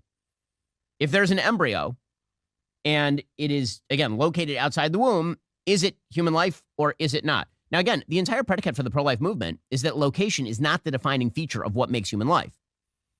It is the pro-choice movement that suggests that location is what truly matters, right? This is why the pro-choice movement will argue that a baby who's born is a baby, but a baby still in mommy's tummy is just a cluster of cells. And the pro-life movement has argued whether it's in the stomach or out of the stomach is irrelevant. The real question is the definition of life itself. So the Alabama Supreme Court last week ruled that frozen embryos are people and someone can be held liable for destroying them. The first of its kind ruling came as at least 11 states have broadly defined personhood as beginning at fertilization in their state laws. That Alabama case focused on whether a patient who mistakenly dropped and destroyed other couples' frozen embryos could be held liable in a wrongful death lawsuit. The court ruled the patient could, writing it had long held that unborn children are children. Now, that was also true for frozen embryos, affording the fertilized egg the same protection as babies under the wrongful death of a minor act. Now, again, that makes perfect logical sense. People are trying to say that that's crazy. I fail to understand how exactly. Because they're frozen, fertilized eggs, and no one on Earth would recognize them as babies. Nobody in a burning building who had the choice to save one born baby would ever leave that baby behind to save the 100 frozen eggs, because nobody thinks that they're actually babies, because that's crazy. Exactly. That's great. The entire predicate for the pro-life position is life begins. Yes, all of the IVF clinics in Alabama have shut down or paused operations as a result of this because they don't want to be arrested for murder of a child. Yes. So is this how many are implanted at one time? Let me see here. An average of 10 to 20 eggs are usually retrieved for IVF. So if you do it one time, it can be up to 20, and then they'll insert between 2 and 40 at a time, depending on the likelihood of you getting pregnant. Do I have that right? At conception. If life begins at conception and a child has already been conceived, a human being with potential, then that holds true regardless of the location. The court said it applies to all children born and unborn without limitation. It is not the role of this court to craft a new limitation based on our own view of what is or is not wise public policy. That's especially true here, where the people of the state have adopted a constitutional amendment directly aimed at stopping courts from excluding unborn life from legal protection. Now, again, that doesn't mean the legislature couldn't change its mind on IVF or change the law to exempt IVF. But under current law, and it's the job of the Alabama Supreme Court to interpret current law, that is, in fact, what the law says. So this has led to what Democrats thinking is a winning issue, which is the suggestion that IVF will be outlawed everywhere, because if you are saying that you have to protect embryos that are conceived, then what do you do with IVF? So my own personal position with regard to IVF has always been that you should incept the number of embryos that you are willing to bear to term. That otherwise you are doing something that is effectively quasi-eugenic. That when you create, say, 7 human embryos, and then you discard. Hold on. I'm sorry. I was paying attention to this game, and I just heard some like crazy shit. Did he say what I think he said? Because there's no way he did. Because if you are saying that you have to protect embryos that are conceived, then what do you do with IVF? So my own personal position with regard to IVF has always been that you should incept the number of embryos that you are willing to bear to term. That otherwise you are doing something that is effectively quasi-eugenic. That when you create, say, 7 human embryos, and then you... This moral position on other people's lives is so cringe to me. Holy shit. Like I can like from a real point of view, I totally understand the idea that like we shouldn't just automatically trust everything that doctors say just because, you know, they are whatever, right? Just because they are a person who has read up in their field, there might be some things that they go too far on, right? Become Nazi doctors and start Frankensteining people together, doing eugenics and shit like that. Yeah, there should be some limits on what we think is acceptable in society. But like, for sake, this is people just trying to start a family. And why wouldn't you just allow the doctors to do what is going to give them the highest possible chance of having a child because of your moral position that you personally have that nobody else necessarily agrees with? Again, they're embryos. If there was a pro-lifer in a burning hospital and they were in between the IVF ward and the maternity ward, and they saw a crying baby in the maternity ward, and they saw 10,000 embryos in the IVF ward, I don't know what pro-lifer would go and start dragging out the cryogenic eggs. Because they all have the same moral weight. A just born baby is just as much as a person as the embryos to them. We're not trusting doctors now. What I'm trying to say is, like, in 99% of cases, I'm probably going to trust the doctors, but there should be a healthy skepticism of anyone coming to you with from a place of authority, telling you that something is good for you, right? Just because someone is a doctor does not mean that they are a good doctor or that they are telling you the truth. There are people that are like saying that there are nanoparticles in the vaccine. Oh, look, there you go, anti-vax arc. Yeah. But like there are doctors that are anti-vax. It doesn't mean that we have to listen to them just because they're doctors, right? There are doctors that don't think that a woman who has been raped can get pregnant, quote unquote, legitimate rape. Why the fuck would we listen to those people? Meanwhile, there's a plethora of evidence that vaccines do not cause autism, do not have nanobots in them that give you, a Wi-Fi signal straight to the U.S. government. I don't know if there is a single study supporting that women just have a process that shuts the body down so that they don't get pregnant if they're raped. There are, however, tons of research into IVF about giving women the best chance that they can get to conceive a child. You discard 5 of them so that 2 of them can be implanted. The only thing that separated the 5 that were discarded. Ben is in the minority. Frozen embryos shouldn't be considered people, 2/3 of Americans say.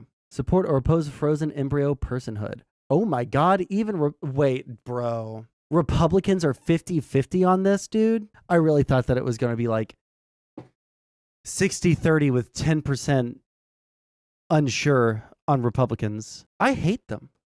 I hate conservatives. I hate Republicans. I don't hate conservatives. I hate Republicans. I live in a country with these people. How disgusting.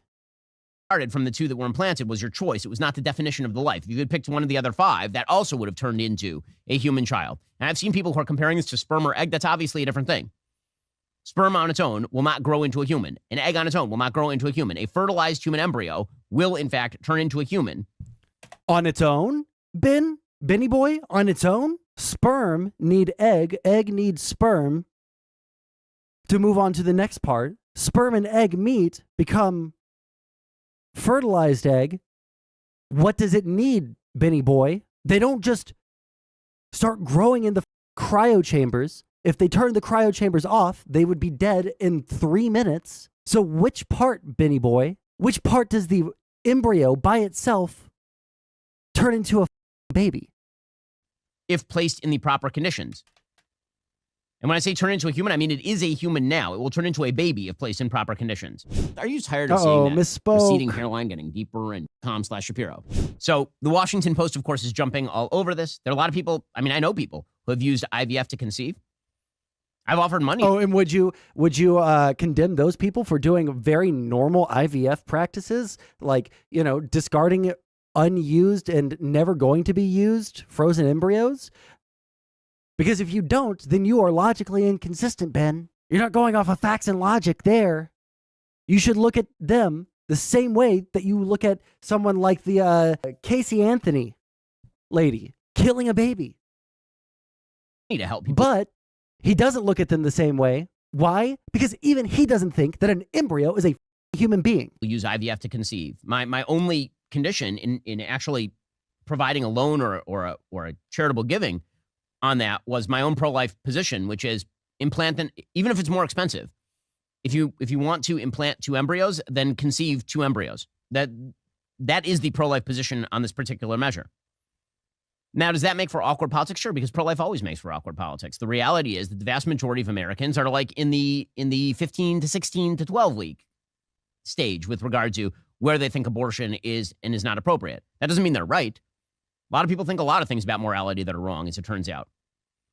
However, the attempts a little bit of to projection paint, there, Ben. 2 things can be true at once. One, the Alabama Supreme Court is totally correct, morally and legally speaking. And second, this can be politically damaging for Republicans. Those 2 things can certainly coexist. There are a lot of things that you say that are true that are not necessarily politically helpful. Democrats are counting. Like Donald Trump is a actual criminal, and you know, Republicans are more willing to say something unpopular, like we're going to make it nigh on impossible to get pregnant via IVF, but they're too much of cowards to point out that Donald Trump is destroying their party. Even you're too much of a coward. What am I saying? Ben himself is too much of a coward to call out Donald Trump on the majority of issues that he has. He looks at Donald Trump like a child and still is gunning for him to get president again. On that. So according to the Medical Association of the State of Alabama, the significance of this decision impacts all Alabamians and will likely lead to fewer babies, children, grandchildren, nieces, nephews. Is it Alabamians? Plural. In Alabama, we're called Alabamians, not Alabamans. Okay, sorry. That was just curiosity. You say that are true that are not necessarily politically helpful. Democrats are counting on that. So according to the Medical Association of the State of Alabama, the significance of this decision impacts all Alabamians and will likely lead to fewer babies, children, grandchildren, nieces, nephews, and cousins as fertility options become limited for those who want to have a family. Is this not logically the fallout of what they decided, Ben? There is a certain amount that we have found is the optimal amount for any given person, right? Like, we have to implant this many embryos and see if you get pregnant, and then we'll try it again. Or we're going to fertilize this many eggs, and then we're going to insert this many at a time until you get pregnant. And now they're making it to where if you have leftover ones and you discard them, then it's murder of a child. You don't think that that is the logical fallout of this, Ben? Earlier on Wednesday, Beth Malizia, a partner at Alabama Fertility, had to call 4 of her patients, all of whom were scheduled for embryo transfers in a few hours, to tell them the clinic was pausing all transfers for at least a day or two. The decision to cancel embryo transfers but to continue with other procedures like planned egg retrievals was made under the guidance of the clinic's lab directors and lawyers. The 4 patients will now have to wait at least a month for their next ovulation to start an embryo transfer. No one was confident, I guess, at the clinic that if an embryo failed to thaw, that they wouldn't be held liable. Well, that's a different thing. I mean, again, I'm confused as to why you would misinterpret that idea. So if you you have a frozen embryo. You unfreeze the embryo and it fails to thaw properly, and unfortunately it dies. That is not an act of murder. That is medical malpractice. Is it not an open question? So if they just like need to dispose of these things and they just like accidentally thaw them incorrectly, that wouldn't be murder to you? An accident. That is what happens with many human embryos that do not come to fruition. I mean, a huge number of miscarriages are effective. Wait, what? That is an accident. That is what happens with many human embryos that do not come to fruition. I don't think that anybody's embryos that are naturally conceived are unthawing within the human body, Benny boy. I mean, a huge number of miscarriages are effectively spontaneous abortions by the body. So, again, it's not an abortion. It's a miscarriage. I hate him. As always in politics, two things can be true at once. The right position can be politically damaging. Democrats are counting on that. Full stop. Does that mean the end of IVF? No, it means much more careful use of IVF. And serious. It means significant drawdown of IVF in limiting people's ability to start families because of an idea that an embryo is equal to a baby. Serious thought about how many embryos ought to be fertilized in order to be implanted. It will lead to fewer embryos being fertilized and fewer embryos implanted, and also fewer embryos being randomly discarded.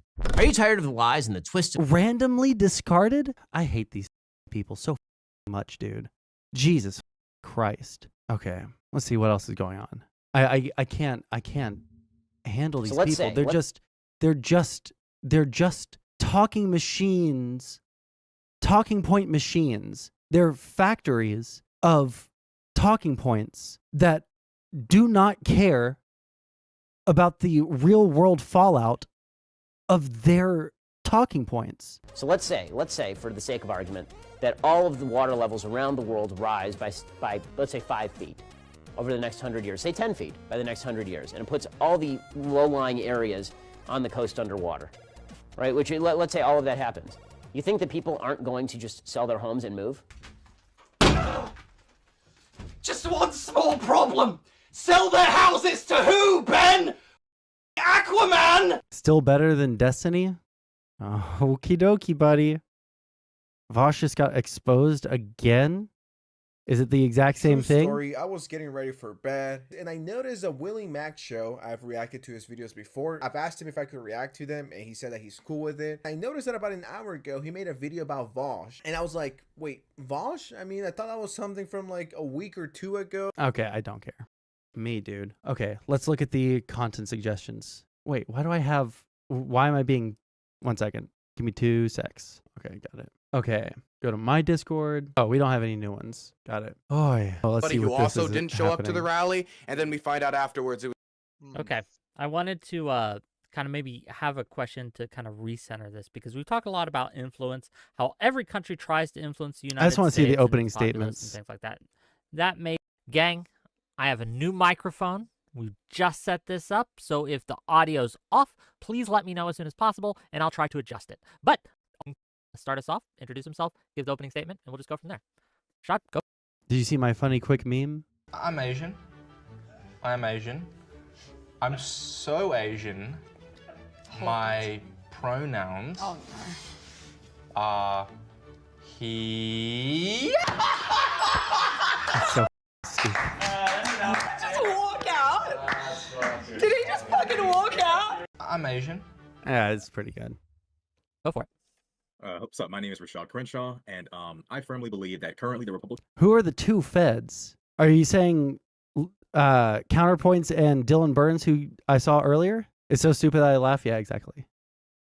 Republican Party runs the risk of becoming significantly influenced by Russia as it pushes further and further toward the MAGA faction of the Republican Party. The MAGA faction. Wait, why is Connor a Fed? I know where the memes of Dylan being a Fed are, but where is Connor being a Fed coming from? And other Republican Party alongside. I don't want to watch another Daily policy and Wire the media person. Sorry. have shifted the Republican base further I'll and further actually toward lose it. geopolitical ideologies and narratives that are beneficial to Russia and destructive to the geopolitical interests of the United States. Okay, thanks for being here. Admiral Gibbs, you're up next.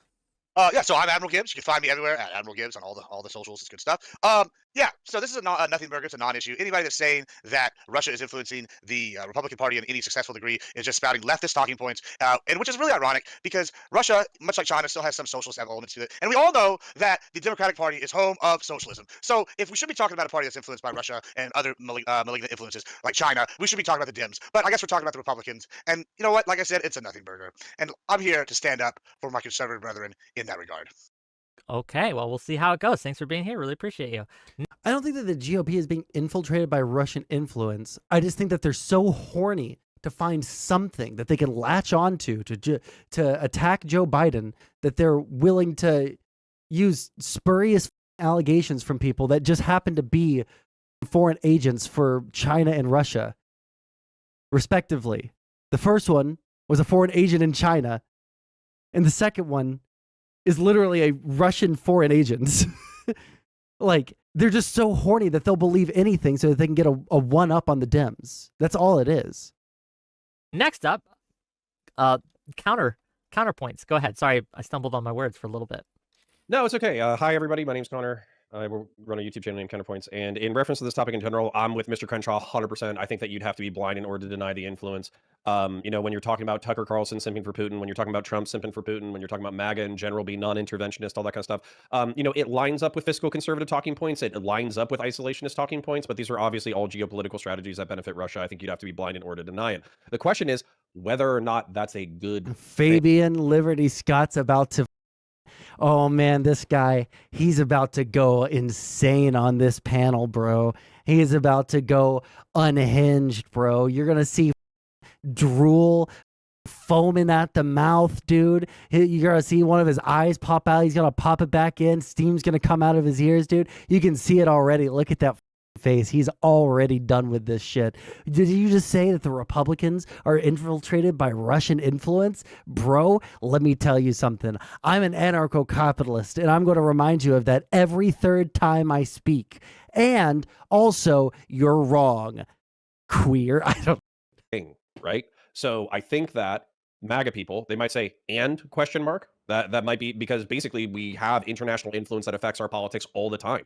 Obviously, we're in bed with Saudi Arabia. Obviously, we're in bed with Ukraine. Obviously, we're in bed with a whole bunch of other countries. So what makes Russia unique in that we should not be having a positive relationship with them? And I think that's what we need to talk about really is like why are our geopolitical interests at odds? And that's kind of going to be the crux for me. But I'll leave it for the open. Oh, excellent. Thanks for being here. I don't understand all of the Connor hate. Hold on. I don't understand the Connor hate in my chat. Why do you guys hate him so much? Is it just because he's like a normal guy? PV mouthpiece sellout shill? I didn't keep up with all the drama, but if there's like something actually wrong with progressive victory, what is it? Do y'all just hate the fact that streamers are getting paid for doing something that you don't like? Is it that you don't like it that it's these not normal but actually paid by Brianna Wu? Okay, he seems like one of the most normal grass-touchingest people in this space. As someone who has touched too much grass and I hate most of the people in this, he seemed like a pretty normal person.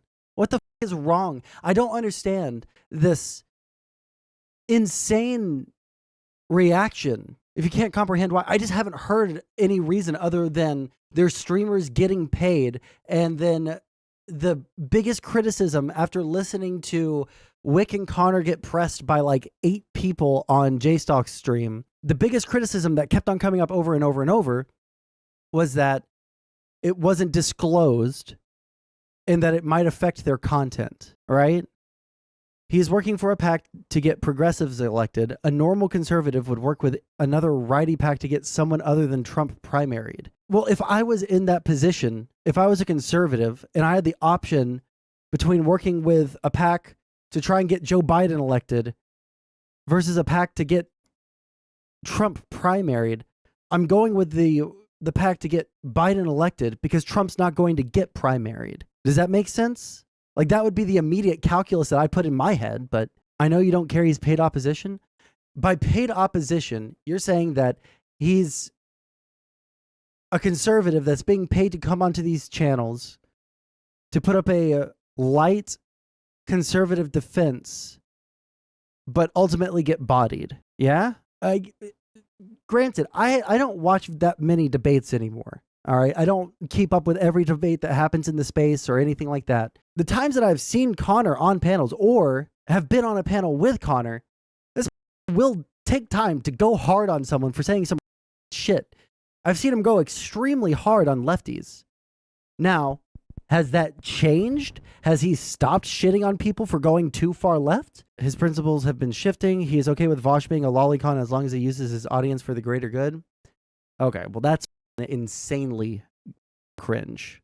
That is giga cringe. I won't argue with you on that one. Really appreciate it. Oh, before I forget, I am being paid by Progressive Victory. I just try to say that. Oh, Jesus Christ, dude. Holy shit. The timing on that was just so good, dude. Me, dude. God damn, dude. Jesus Christ. Okay. Okay, we're good. We're good. Before every stream. Me before too. every people yell at me, okay? So, yeah, just so you know. Okay. Me too, and they're probably not going to like my takes today. Oh, well, they're not paying me for this content, to be clear, right? Like, no one's paying for this content. I'm glad I can contribute But to their next up, someone who's been on my show before, but it's been a while. Welcome back, Fabian Liberty. Go ahead. Yeah, I'm Fabian Liberty. You can find me pretty much everywhere. I don't stream on Twitch. I just came back after like a year hiatus almost, streaming on YouTube this week. Or I guess technically I did one stream last week. So if you want to check me out, check me out there. I do occasional videos. I'm an anarcho-capitalist. So in many ways, I am a hardcore libertarian. I have an outside perspective here, I hope. Looking at this, it depends on what you mean by influence. To get paid under them? Okay, so you just the conservatives makes no sense. I think that the justification that I heard, I don't remember if I heard Brianna Wu say this, or I don't remember if I heard Connor say this or somebody else say this, but the argument is that he's there to keep them in perspective and to help them understand conservative thought processes. And if his calculus is like the one that I gave a minute ago, right? Like, hey, like I'm not going to like be able to join a Republican PAC that is going to be able to change the outcome of this primary. I might as well, if I really hate Trump, help to get Joe Biden elected in the small way that I can while making money. Now, if he's changing his values on the lolicon thing and shit because he's trying to defend other people in Progressive Victory, giga cringe. I agree. Yeah, I actually don't have any notes on that one. There is no but after that. I think if we can do a Mott and Bailey here, where I think you could say that any country with power is going to have influence on both political parties. So to deny that there's any influence would be to deny reality. Is there significant influence? Clearly not. It's a progressive fairy tale that is, on the back of Trump derangement syndrome that has been occurring since 2016. Almost a decade of Russia. But it's more than that. And so when I thought about this topic, trying to understand why leftists might even think this, I realized where this is actually coming from. Like it dawned on me. It's coming from the fact that Democrats are having to cope with the knowledge that they are no longer the party that is anti-war, that they are no longer the faction that is against going to war, is against spending hundreds of billions of dollars to fund overseas wars and bombing of countries, etc. And so this is a kind of a required reactionary. But the entire point of funding Ukraine is so that we don't have to like end up going to war with Russia or China. It's to deter their ability to do anything to our assets abroad. Thing that the left has to do. And then we're going to give lip service to this idea of defending democracy and helping our allies and stuff. And we should do those things. Like that would be the moral position. But the like real politique argument would be, Russia is hyper aggressive on the world stage. They're not good. People like the government is not good. They're doing shit that f***s with us constantly, right? They aided the Syrians to beat back the rebel groups during that civil war. They've basically been on the opposite side of every geopolitical issue that the U.S. has seen for the past, I want to say like 20 years, outside of some things that they just like literally couldn't. Like it would be optic suicide to defend someone like Gaddafi, right? I'm giving the moral versus the real politic which I guess was more of a thing back in the 80s. So I guess that makes sense. But I'm just giving you the perspective. I think that we should give money to Ukraine because Russia, I just don't like them. Because I'm a red-blooded American and I don't like communists. To understand why they're the ones that want to spend hundreds of billions of dollars to continue a war with Russia, as opposed to just pulling out money and trying to vie for peace, which is what the Republicans want for the most part. And most of them are far more concerned with our southern border than they are with two countries that they really don't care that much about fighting in a place over resources. And so that's what I think is kind of the real crux of the issue here, is the left having to understand and come to terms with the fact that they're not anti-war and they're not pro-peace. They're neocons. Okay. And with that, let's open it up to the general discussion. I feel like the neocon position would be feels like the neocon position would be sending troops over there or way more aggressive actions. Rashad, what do you... I don't know. Like, neocon means you're a conservative that I don't like to everybody. So. You think all that? I think the left is far from trying to cope with being anti-war. I think the left has grown up geopolitically. I think the left has grown up and realized currently. Oh my God, certified Xanderholic in Wix chat right here. Oh no, not a Xanderhall fan, dude. Considering after 9/11 we saw what neocons did, I don't think people could fathom how neocons would handle Ukraine. True. Yeah, look at that. Certified. Where's my mouse? Certified Xanderholic right there, dude. Okay, we heard their opening statements. That was interesting. A little copy, but let's see here. What was that like? The conversation off camera, like you walking around with him. What was the content of the conversation? I mean, I can't. I feel bad even with Putin or anybody like talking about stuff that is off the record. But hello, I'll just say that. Did he just like have a hard reset? I'll just say that what the is fuck? Off the record, but I'll just say that 4 seconds just staring. When I said that he didn't want to fight with NATO or with the U.S. State Department. I love that only libs care about the new forever wars. I don't think that this is going to be a forever war. If anything, the fact that Ukraine is only losing now as a result of us refusing to send anything out, it shows that like if we did just like give them everything that they asked for, they probably would have won. Because we haven't given them near what they wanted. We've given them a lot, right? But they've asked for way more, which has always been people's criticism, right? Cope, if they could fight back and get more than 50% of the territory back from Russia with like a quarter of the shit that they were asking for, I'm pretty sure if they got everything that they asked for, like F-16s and way more bombs and shitloads more cluster munitions and all these tanks that they wanted, but they only got like a quarter of the amount that they asked for, like, I'm pretty sure with that equipment, they probably would have like gang raped the fuck out of Russia. Am I winning? I'm losing because I'm streaming. Or with Joe Biden because he wants a settlement. That's a very informed, perspective. I don't understand how the army thing works. Say with Joe Biden because he wants a settlement. That's a very informed, perspective. He doesn't. Say whatever you want about that, believe it or not, but that is true. So he's open for peace. For peace negotiations. Look, Russia tried to join NATO in 2000. That's a fact. Okay, they tried to join NATO. So just think about this. NATO exists to keep Russia contained. Mm-hmm. It exists as a bulwark against Russian territorial expansion. And whether or not Russia has any territorial ambitions is another question. Like, why would it? It's the largest landmass in the world. Whatever. But that's why it exists. So if Russia seeks to join NATO, it is by definition a sign that NATO's job is done here.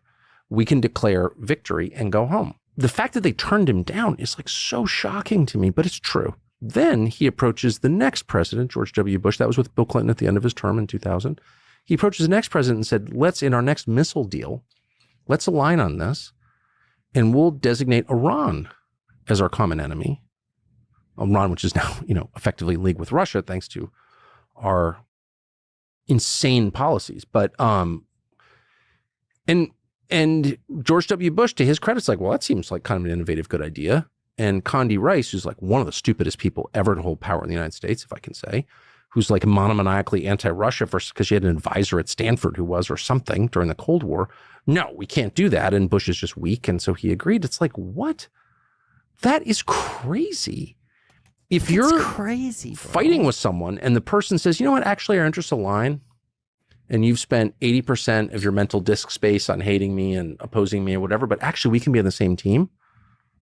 If you don't at least see that as progress, like what? Why would you, if your interest is in helping your country, what's the counter argument? I don't even understand it. And no one has even addressed any of this. Trying to be a pacifist in a world where everyone else is an aggressor. Trying to be a pacifist in a situation where other people are like invading people or planning to invade people is taking the side of those people. It's staying out, like it's the Gandhi quote, you know? Do you have Reggie Gigas I could borrow for the weekend? I don't have a DS. All right, sorry. Can't send anything to you. The war of Russian aggression. Yeah, it was a war of Russian aggression for sure. But how did we get there? We got there because Joe Biden and Tony Blinken dispatched Kamala Harris, who does not freelance this stuff, okay? Fair to say, to the Munich Security Conference 2 years ago this month, February 2022, and said in a press conference to Zelensky, poor Zelensky, we want you to join NATO. This was not in a backroom thing. This was in public at a press conference. Knowing, because he said it like 4,000 times, we don't want nuclear weapons from the United States or NATO on our western border. Duh. And you've had NATO on your western border, and NATO is a defensive alliance. They're not going to attack you first unless you attack someone else. Undeactivate. There we go. Days later, he invaded. So like, what is that? And if you even, I raised that question. Gonna be honest, I see little to no difference between the US and Russia. The fact that we are in a Cold War with them is dumb. I don't know what world you live in. What world do you live in where Russia and the United States conduct themselves anywhere near the same way? Like, actually, what world? And my previous job, and I was denounced as, and of course, a traitor or something. But okay, great, I'm a traitor. What's the answer? What's the answer?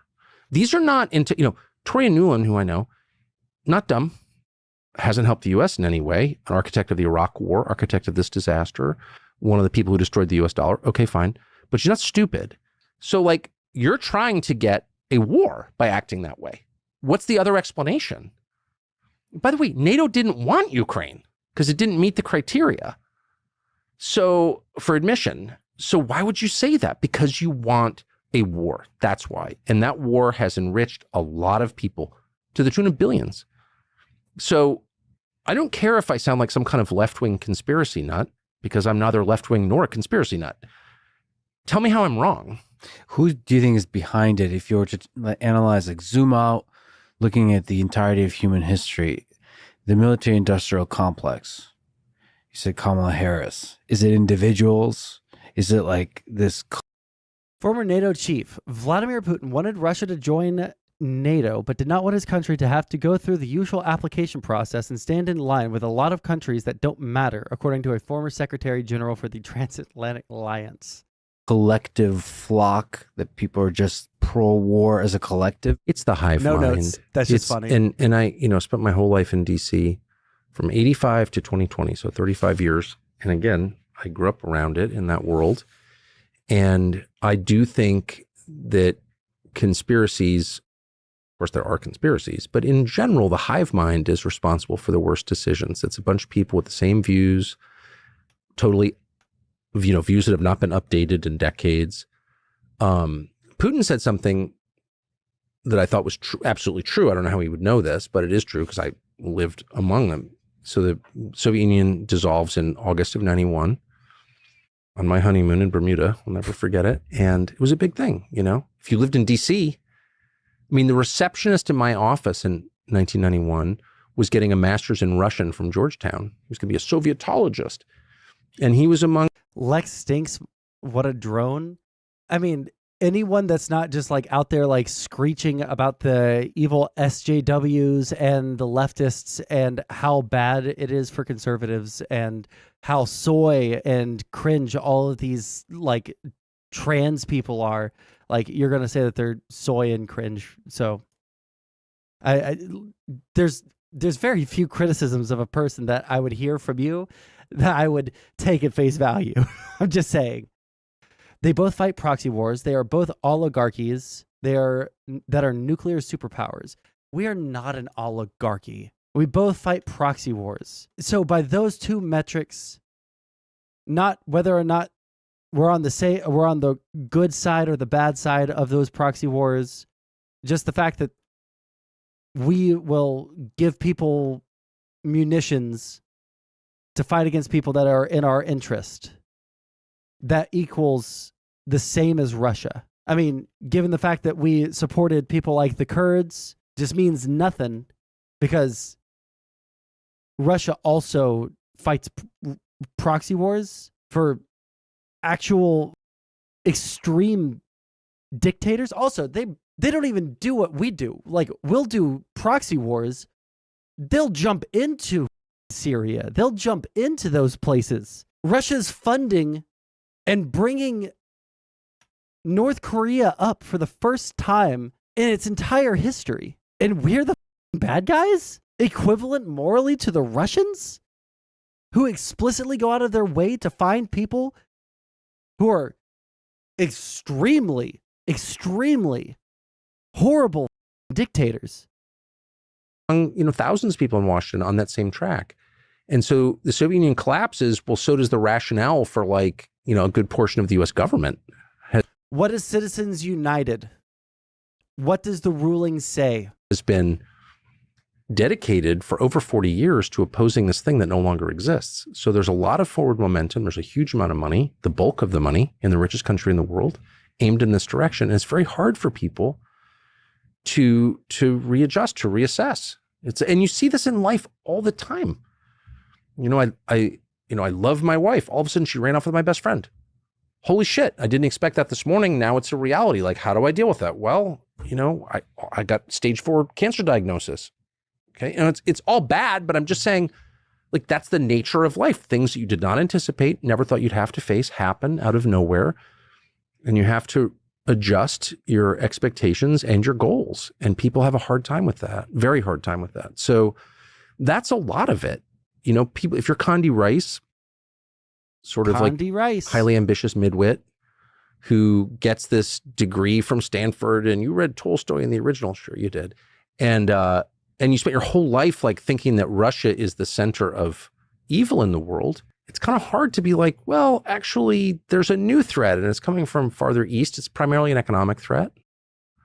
And maybe all the threats aren't reduced to tank battles. That's the other thing, is these people are so inelastic in their thinking, so lacking imagination and flexibility, that they can't sort of imagine like a new framework.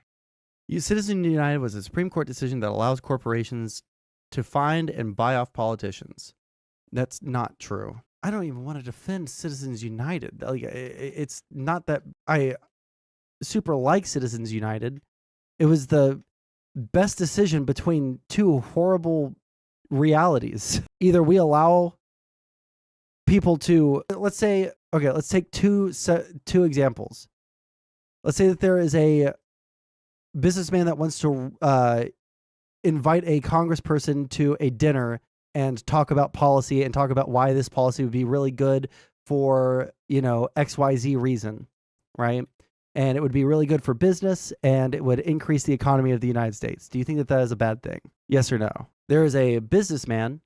He wants to meet with a person in Congress. He meets with that person in Congress and has a dinner with him and explains the benefits of a certain piece of legislation that would greatly benefit his business, and also it would greatly benefit the economy of the United States. I don't want to press play until, all right. I still see that as a form of corruption, regardless of the outcome, because it's more likely he will influence the congressperson's decision because of his money. All right. Let's say that there is someone who is a climate activist that wants to invite a congressperson to a dinner to basically say like, hey, there is this new technology for solar panels that I think is really good, and it would be a boon to the American economy. It would be a boon to the American economy. It would reduce our emissions and buy us, let's say, 30 years on catastrophic climate change. Is that acceptable? It's not financially motivated. Both of these things would be good for the U.S. economy. It would be a boon to that industry and that technology to be able to go out and essentially be subsidized by the United States government. You don't think that that's very, very much the same, but just from two political angles? Okay, let's say that they're like, instead of inviting him to a movie, or I'm sorry, instead of inviting him to a dinner, right? He just wants to make a movie on behalf of that candidate who is already he's already pro, fixing climate change. He wants to make a movie about that, right? Right before the election. Is that okay? Instead of directly asking him for it, depends on how the money is funded. Well, that's exactly what happened with Citizens United. Someone made a film that was political in nature. And because it was political in nature, they said that it was against campaign finance laws, and it became this whole... Why? Because it's really hard to tell whether or not that's a legitimate use. But we would be okay with it when it's happening for our side, but we're not okay when it's happening on the other side. But there's also a really, really difficult thing to try and parse there. What is political speech that is protected by the First Amendment, and what is, unjustly giving money to a campaign? That's what Citizens United is about. Meanwhile, Russia literally has to make decisions based off of how much, like geopolitical decisions, and shit like that, based off of whether or not the oligarchs will agree. And if all of the oligarchs agree except for like one or two, those oligarchs just end up dead, which is something that, believe it or not, doesn't happen in the United States. We're not in the business of assassinating or politically persecuting our political... How the can you say that the United States is equivalent to Russia? Here, join VC. I'll talk for a minute. I was going to say later, but it's hard to explain my position because it's complicated. Well, let's say later. Let me finish this, and then I got to pee, and then we'll talk. And the new framework is not that you're going to go to war with China over Formosa, Taiwan. No, the framework is that all of a sudden all the infrastructure in Tijuana is going to be built by China. And like, that's a different kind of threat. But they can't kind of get there because they're not that impressive. And maybe all the threats aren't reduced to tank battles. That's the other thing, is these people are so inelastic in their thinking, so lacking imagination and flexibility, that they can't sort of imagine like a new framework. And the new framework is not that you're going to go to war with China over Formosa, Taiwan. No, the framework is that all of a sudden all the infrastructure in Tijuana is going to be built by China. And like, that's a different kind of threat. But they can't kind of get there because they're not that impressive. So you've mentioned this. It's not just the Cold War, it's World War II that populates most of their thinking in Washington. You mentioned Churchill, Chamberlain, and Hitler, and they kind of seeing the World War II as the kind of the good war and the successful role the United States played in that war. They're kind of seeing that dynamic, that geopolitical dynamic, and applying it everywhere else still. Yeah, it's a template for everything. And I think it's of huge significance to the development of the West, to the civilization we live in now, to world history. It was a world war. History. And so I think it's worth knowing a lot about and being honest about and all the rest. but it's hardly the sum total of human history. Yeah. It's a snapshot. And so you keep hearing people refer to not even the war. No one ever talks about the war. Like how much does Tony Blinken know about the Battle of Stalingrad? Probably zero. Doesn't know anything. Why do you Largest think battle in human that? history. But I bet he knows nothing. But he knows a lot about the cliches surrounding the 38 to 40 period, 1938 to 1940. And everything is kind of expressed through that formula. And not everything is that formula. That's all I'm saying. And the Republicans have a strange weakness for it, particularly the closeted ones, the weird ones who were like, have no life other than like starting more wars. Everything to them, the most vulnerable, I would say, among them, emotionally, psychologically vulnerable, the dumbest, they will always say the same thing.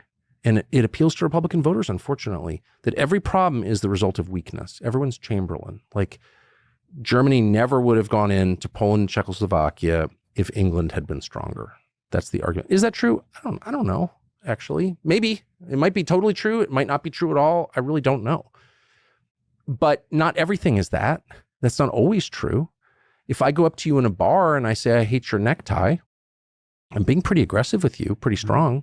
You might beat the shit out of me, actually, or shoot me if I do that. Like an aggressive posture doesn't always get you the outcome that you want.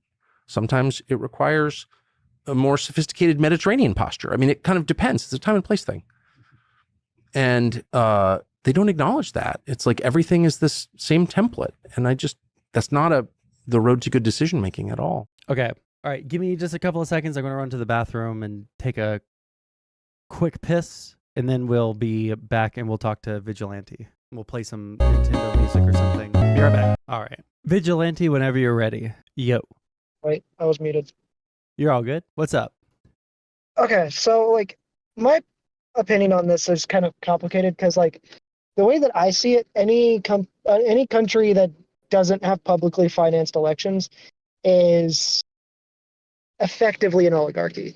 So like America obviously falls under that because of super PACs, all of the dark money in our politics, all of that shit. Now, I will concede that Russia is worse, yes. I'm not saying that it's not worse. I am saying it is effectively similar because both are effectively oligarchies. So if they don't have unions, they're just an oligarchy? No, it's not unions. It's publicly funded elections. So we don't have publicly funded elections. Yeah, we have some like mixture of private and public. Yeah, we have a mixture of private and publicly funded elections. I mean, I would say that certain candidates that like, see, you mentioned AOC, that does grassroots funding for their election. Those people aren't really being controlled by the people funding their election.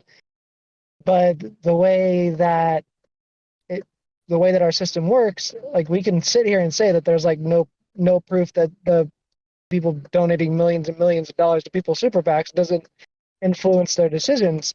But at the same time, it's the reality of how shit works. It's a quid pro quo. Okay, so if you think that it's an oligarchy, I feel like we would see a lot of decisions being influenced by money, right? Or by like these people are putting a lot of money into it, right? Well, we do. Not as much when the Democrats are in power, but when the Republicans are in power, we see it significantly more often, where they're doing tax cuts for corporations, tax cuts for the rich, and all of these other things. Like, I mean, while I support the CHIPS Act that Biden did, I mean, we still see it in the CHIPS Act because that most of that was doing tax cuts for corporations so that they would bring their shit back to the United States, versus where we could have put more of that money in, and it be just as effective, is put more money into research and development and all of this other stuff. There are different ways that he could have done that. The way that he did that was a financially motivated way that effectively helps large corporations, which in theory might end up helping more Americans because like if you subscribe to trickle down economics, but in reality it helps the corporations more than it helps the normal people. Like again, like what piece of legislation has passed that is unpopular with that with the broader American public? Like what policy is passed by people that is unpopular, at least within, like, let's say the Republicans want to pass something. Can you name something that they've passed that was unpopular with their base? And same question about the Democrats. It's more of a so there's nothing that I can think of at the top of my head, but I can also think of a lot of things that both sides have not done that are extremely popular with their base. The example of that would be when Obama, this is going back to Obama, I know Biden still hasn't done the same thing, but it's like the shit that people wanted them to do with the LGBTQ rights. My brain is spacing on what that was called. Who? Which party? Sorry. The Dems with the LGBTQ rights. They kind of did it. My brain's spacing on the word. They wanted. What is sorry, instead of just the word? Like, what's the concept? What would be the effect? More solidifying the rights for both abortion and LGBTQ rights. That was something that is extremely popular with the base. We've had we at least had in the past the power to be able to do it, but they never did it. So and we've never been able to solidify. We've never been able to solidify LGBT or abortion rights through legislation. We've never had the opportunity to do that. We've had supermajorities. We've had supermajorities, but supermajorities don't, like, especially back in like the early 2000s when we're talking about when the Democrats had a supermajority last in like all three branches of government. I don't think that even back then we had the ability to pass it because we had conservative Dems in office, right? Because their constituency was against abortion, right? People like Joe Manchin. I mean, those are the type of people that I see as a big part of the problem myself. Well, I think that they're part of a problem, but it's not a problem of lobbying, right? It's not a problem of them being corrupt. I think it's a problem of Joe Manchin comes from West Virginia, where everyone's a conservative, and he's a Democrat, and he wants to stay in office, right, and represent what the people in West Virginia want, while also passing some things that the Dems want, because he's a Democrat, right? So I would say that it aligns perfectly with what his constituency wants. I don't necessarily agree that it aligns with what his constituency wants, because if I remember correctly, the last election that Bernie was in, or like especially in like 2016, I'm pretty sure Bernie won West Virginia. So it's not as conservative as people in a fucking make it Democratic out. primary. Is that the metric we're using now? Sorry, like I'm not trying to like just like shit on every single thing you say, but like, yeah, in a Democratic primary in a state that is more conservative, right? I can understand why some people, especially like in 2016 and 2020, were voting for Bernie Sanders because they're looking for an outsider, right? And I think that was probably more the thrust of why they were voting for him than his stance on abortion or his stance on healthcare. Like, I'm not trying to sit here and defend the out of corporations, because corporations, obviously there is corporate greed. There is the propensity for corporations to try to put their thumb on the scale to have better opportunities given to them by the government. Yeah, 100%. But I don't think that the politicians are doing things that are out of step with what their constituency wants, right? Now, in an oligarchy, you would see that, like you do in Russia, where there is not a massive support for this military operation, right? There is constant economic waste as a result of deals and kickbacks that they're giving to oligarchs to keep them happy. There are like specific pieces of legislation that are put into place to placate the oligarchs, but you don't see that in the United States. I definitely don't think it happens to the same degree. That's why I already said that Russia is definitely worse. I guess for me, I don't understand the point in comparing two things that are so obviously different with a term where we can very plainly see by like every dictionary definition there is of oligarchy, like, hey, Russia is an oligarchy.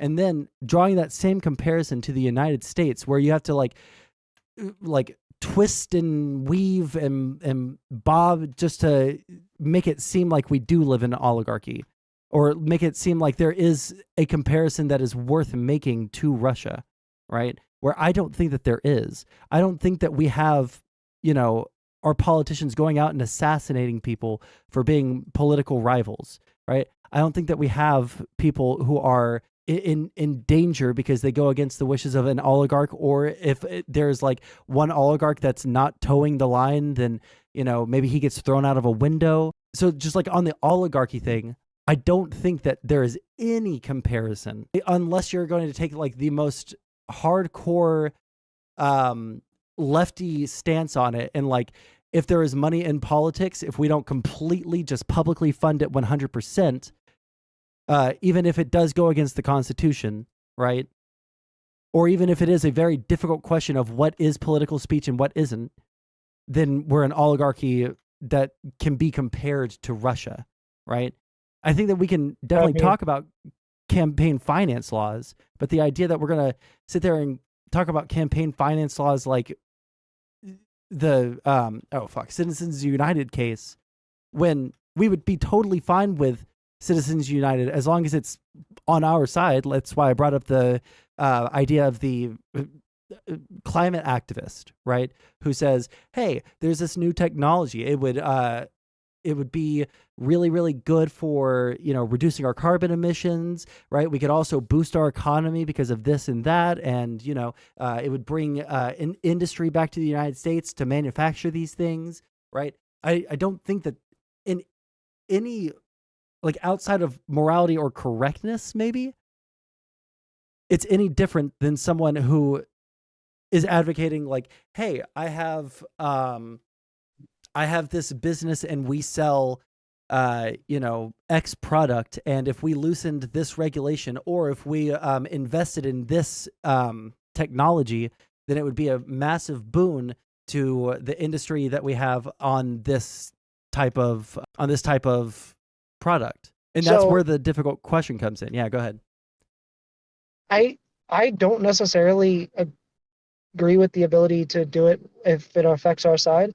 I see it differently whenever it's like a nonprofit or an activist lobbying the government than when it's like a corporation, no matter how big or small, lobbying the government, or a religious institution lobbying the government. I bring up religious institutions because it still helps religious institutions lobby the government too. But because I personally support publicly funded elections pretty much to the degree that you were talking about, like I don't think we should have any dark money in our political system at all, whether it's super PACs or any of that stuff.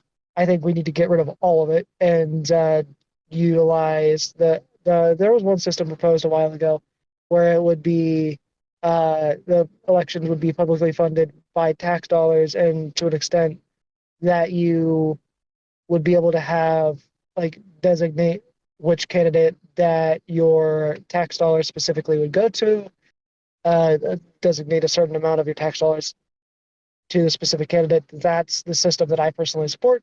I think we need to completely get rid of money in politics. So like whenever it comes to any sort of funding being used to influence political decisions, I am against it, whether it is a Democrat, whether it's happening to a Democrat, whether it's happening to a Republican. When it comes to like nonprofits or unions sitting down with a politician to talk to them, as long as it's not financially motivate, like as long as they're not trying to financially motivate the decision of the politician, I'm fine with it. But when there is financial motivation involved, I'm automatically against it, regardless of which side it's on. Okay, I guess how do I mean, I don't disagree that the idea that we would want to keep religious stuff out of politics 100%, but can you explain in a way that wouldn't be, and like can you explain to me in a way that wouldn't get rid of the First Amendment or remove First Amendment protections? Like, at what point can outside groups try to bring attention to something to a politician in a way that you would think is acceptable? The way that I see it personally, money is not free speech. What you do with your money is not a version of free speech. So removing the money from the equation does not remove free speech. I do Right, think but we Citizens United was based off of someone making a political film on an election year, right? So that's where the question comes. Like, they made a movie that cost money, right? Or someone inviting a politician to a function that costs money, not to bring them in, Oh, yeah. but to like I mean, run the function. a lot of those functions that you're talking about are run by super PACs, and they're like shit that costs like $2,000 a plate, and they're all political donations. Those functions are part of the problem. So how are activist groups for things that we would support? How are they supposed to be able to have their voices heard, essentially? I mean, that's where we need to make politicians doing more town halls, more politicians doing grassroots funding. So where they actually go out and talk to their constituency, talk to activists, versus people basically having to pay to get into the politician's ear for them to listen to them. But the general public doesn't have the expertise that someone that might be a climate activist has to persuade them to get, this new solar panel technology. Yeah, but I mean, the system that we currently have now, unless you're an activist with a lot of money, it's really hard to get a politician's ear. So, I mean, if we remove the money and like have them having to talk to activists and the general public more often, they're going to have their decisions are going to be more likely to be influenced by the conversations that they have with their constituents, with activists, etc., than based off of assumptions of what their constituents want, or based off of. Well, I mean, they have like data analytics and shit like that. Like, they definitely have the ability to know, even without this, like what their constituents want. They can do polling. They can ask questions to people in their constituency. Like, usually, though, like, given the size of our government, right, and how many people are in our country, like, it is going to be groups of people that are going to be making these, like, activist groups or something like that are going to be trying to get the politicians' ears, right? Like, that's what I'm trying to say. Like, the average person doesn't have that ability. Yeah, I mean, they don't have that ability, and that's part of the problem. The reason they don't have that ability is because it's just there's so many people that we're going to have to like group up in order for an individual's voice to be heard, right? Yes, there's that. There's that way to do it. Or, I mean, with the way that we have it now, I mean, there's like, you have to know a person that knows the representative, or know the representative making yourself. Connections, like, yeah. I mean, it's still going to be the same way, even if we get rid of money in politics. Like, you're still going to, like, you're not going to be like able to just like walk up to every politician ever and then just say like, hey, by the way, I want an audience with you, and you have to give me the light of day. Like, I don't think that that's ever going to happen in any system whatsoever. Not because we're an oligarchy, but because it's just outside of the realm of logistical possibility. There's 330 million Americans, and there's only what 538 elected representatives. Something like that. Yeah, at the end of the day, people are going to have to group up to make their voice heard. I mean, this is like the very basics of organizing and political speech and shit like that. Yeah, and I don't disagree with that. And I mean, I don't think that like having to group up to make your voice heard is a problem. But I when think money's it's more involved is the problem. it's because of the fact that, yeah, like normal people like us, if we lived in the same area, or for an example, like if me and Eli wanted something done in our area because we live relatively close together, we'd have to get a massive group of people together to for our elected representative to hear us, or not necessarily, but because I actually know somebody that knows our representative, but that's different. Yeah. But like in the example that we're using, like we would have to make a massive group in order to get an audience with him, versus a rich person can literally just throw an event for him to get other rich people to join and get Well, their the rich ear people are significant. coming together, Easy. right? And they're all working together and they're actually politically engaged. Whereas the problem that we have isn't that we have people that are just like buying off politicians, which I don't think is true, right? The problem is that we have people who are totally, completely, and utterly politically just nihilistic and dead inside, and they don't care about what's happening. They just want something to change, but they don't want to put in the work to actually have something change. They don't want to put in the work or the effort to meet with other people because everyone's too anxious to make a phone call to Pizza Hut nowadays, right? So instead, we have a bunch of people screaming like Black Lives Matter, right?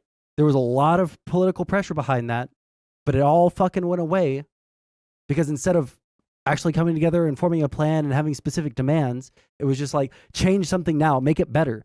And no one had a specific, claim or ask of the government. So it just kind of fell to the wayside, and it was just a useless endeavor at the end of the day because there was no organization, no actual, political ask, right?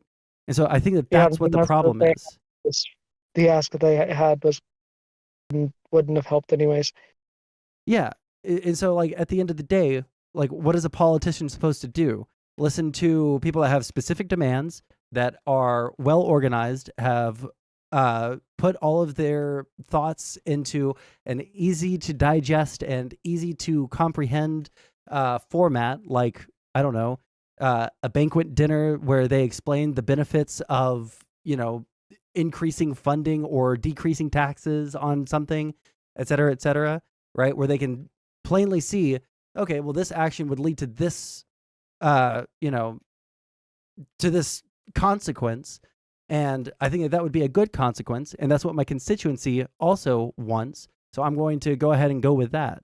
Like, what part of that, like, the only reason that I feel like we don't like what happens with campaign finance is because the people that have the means to organize and the know-how to organize are people that we just personally detest. The thing is, I can't think of any examples of where like lower income people have come together and organized, because it does happen. Like, yeah, of course it happens. There was an example here in Cincinnati that I could think of that Eli was actually a part of, and it was to combat what was it? Gentrification. Mm-hmm. But it didn't go anywhere. Like, I can't think of any example where like lower income people have actually managed to organize and have actual demands and their voices are even heard. The only examples that I can think of where people have organized and their voices are heard are the people that have money behind them. Why do they have money behind them? Because they're rich. Hold on. Before I move forward with that, first off, one of the reasons why, like, abortion getting overturned in the Supreme Court was a decades-long project by the Federalist Society and, you know, all these The other, Heritage Foundation. yeah, like conservative groups that were responding to things that people wanted, right? Like conservatives don't like abortion. So they pushed and pushed and pushed to get abortion overturned. Yeah, and part of that literally included bribing a Supreme Court justice. Yeah, well, the Supreme Court thing, we talked about that earlier, and something does need to change with the Supreme Court. But on a legislative level, right, there are ways that we can root out actual corruption, right? I mean, fuck, there was a Democrat recently that this happened to, all right? The guy that was friends with the people in, I think, Egypt, where they were giving him like I know fucking you're gold bars. Yeah, the guy with the gold bars and shit. Yeah, Yeah. He's part of the problem too. Yeah, but like we have means of rooting out corruption, right? And we will root out corruption. It's just that this other kind, I don't think it's the kind of corruption that we're mostly talking about. I think that the kind of corruption that you're pointing towards just doesn't exist in the United States at the level that anyone thinks it does. I think that if we look at the kinds of legislation that gets passed, it is something that whichever party's in power, their party wants that, right?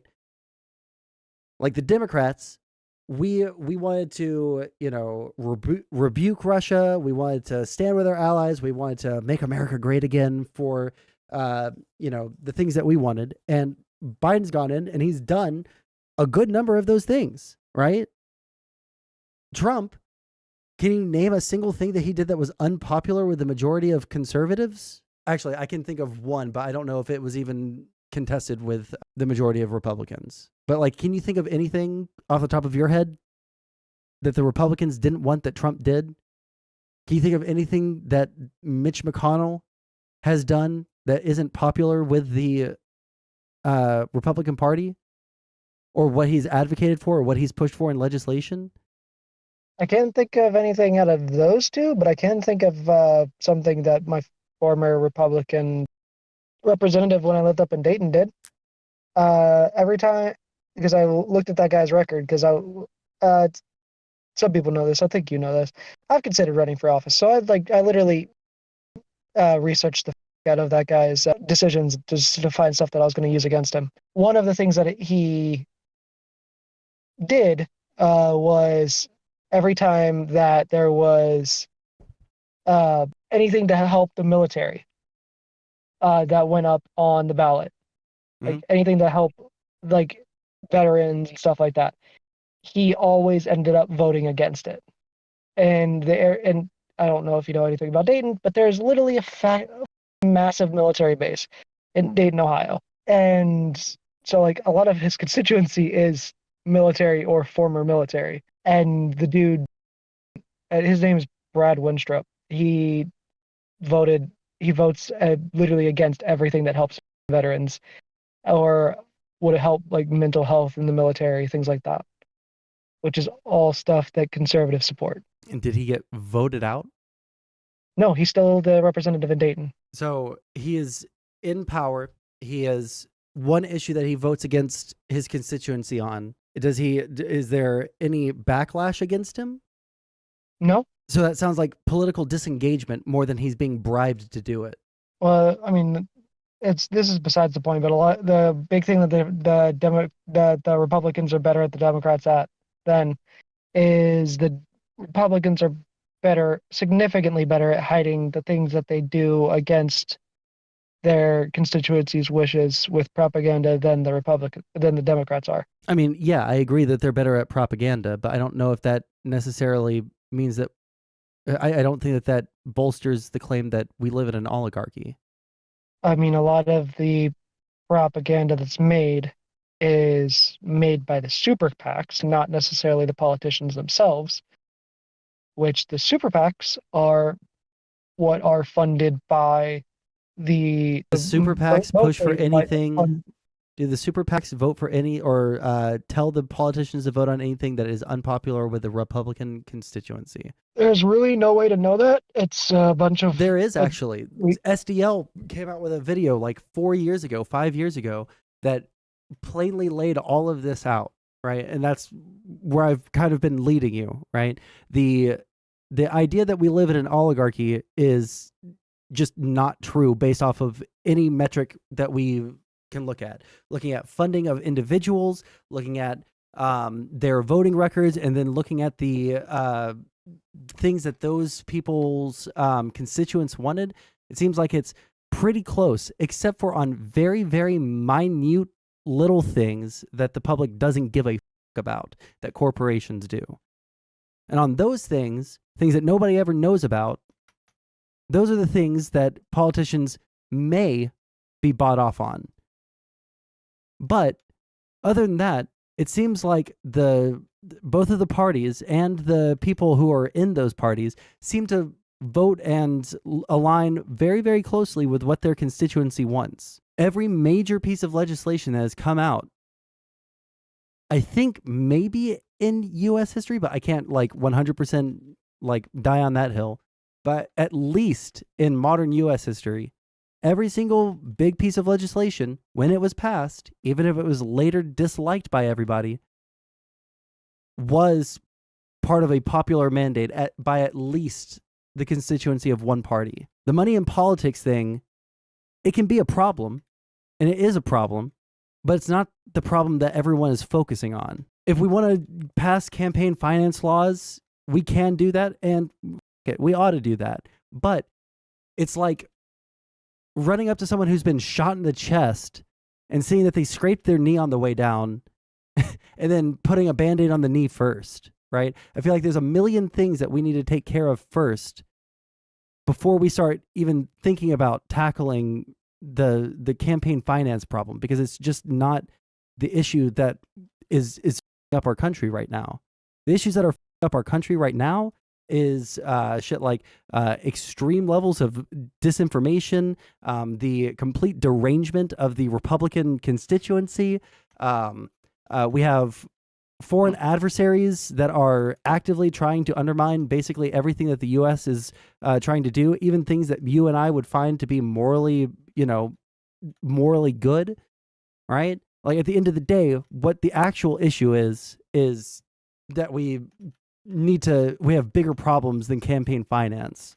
And at the end of the day, when we look at the freedom index, like I'm pretty sure there is like an actual like freedom index that you can see. There is. Yeah. Like I reference it all the time. Yeah. We're not number one on that. We don't have We're the not even in best the top 10. Yeah, like I mean like the countries that we would want to be more like are like that. But I don't think that those countries have strict, anti-lobbying laws that make it to where like you wouldn't even be able to make a movie about a political opponent during an election year, which is what Citizen United is all about, right? Or inviting a politician to dinner with your organization or your corporation, bringing them in and saying, hey, this would be really good for the country. It would boost, it would help your district with this, and this. It would help the rest of the country with this, and this. That's why you should cut taxes for the wealthy, right? And as long as the politician's constituency is on board with that line of thinking, now you could talk about indoctrination. You could talk about all sorts of shit like, propagandizing people into voting against their own self-interest. Yeah, 100%. But they are voting for things that they want. That stuff also comes from, because a lot of that is used by, a lot of that propaganda is done by super PAC money or other like lobbying group money, like the Heritage Foundation is another good example of that. That propaganda comes from the same realm of like money, certain types of money being in politics that has no business being in politics. I mean, again, I don't disagree with the idea that we should get money out of politics, but I don't think that we can we can say that we live in an oligarchy. I don't think that we can say a lot of those claims, or even that this is like the biggest dire issue for the United States right now. I'll concede that oligarchy might not be the right word for it, because I know there's another word for it that I can't think of right now. But so like oligarchy might not be the right word for it. But like when it comes to like talking about like having to get or wanting to get the propaganda, like fix the propaganda issue, the misinformation issue, stuff like that. Like the way that we have to do that is by getting rid of money in politics, because a lot of that comes from the money that we have in politics. In order to get people to vote against people or to vote for people that would get rid of money in politics, we're first going to have to educate them and get them to agree that the money in politics is the problem, or that, you know, abortion is something that should be allowed even if you like personally don't want it. You know, like these would be like the first order problems, and then everything else after that just like falls cleanly into it. It would like just naturally happen. But as it stands right now, what we have right now is a bunch of people that are dissatisfied with the fact that nothing is getting done. Things that they want to get done aren't getting done, but they're also not willing to put in the effort to understand how the system works. And they're also not willing to, you know, understand that compromises need to happen. And they're also not willing to understand that, like, just because, you know, abortion got overruled during Biden's presidency doesn't mean that it was Biden's fault that abortion got overturned while he was the president, right? Like, at the end of the day, what I think we need to do is we need to make sure that people understand what the issues are, what needs to be done to fix them, right? Then they can start voting in people that will actually do those things.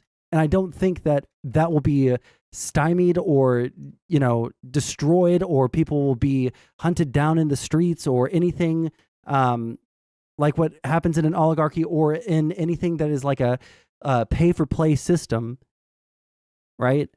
It just doesn't match up, because the solutions in that is just like straight up revolution. We need to like destroy this, because unless we are able to get a float of money to influence the people that are making the rules, then we'll never get anything done, right? Whereas like right now, there are things that we can do, right? We don't live in that kind of system. And so like it feels like calling it an oligarchy or comparing us to actual like extremely up, you know, anti-citizen countries like Russia, right? That actively support people who like gas their own citizens, right? That actively support and lend aid to people like North Korea, who actively are invading other countries for the sole purpose of seemingly sole purpose of conquest of land, right? Like these comparisons are crazy.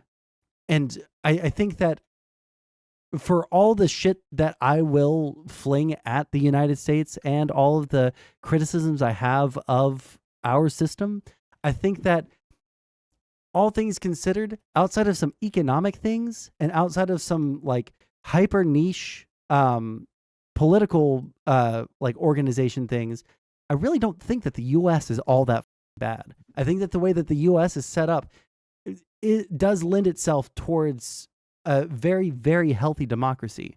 It's just that we have a lot of bad actors, we have people who are willing to sell out the United States because of, you know, perceived political gain. Like those are the kinds of things that I think that we need to focus on first. And then we can, once we figure out what the actual big problems in society are, then we can start, you know, up the like second order issues like money in politics and corruption and shit like that.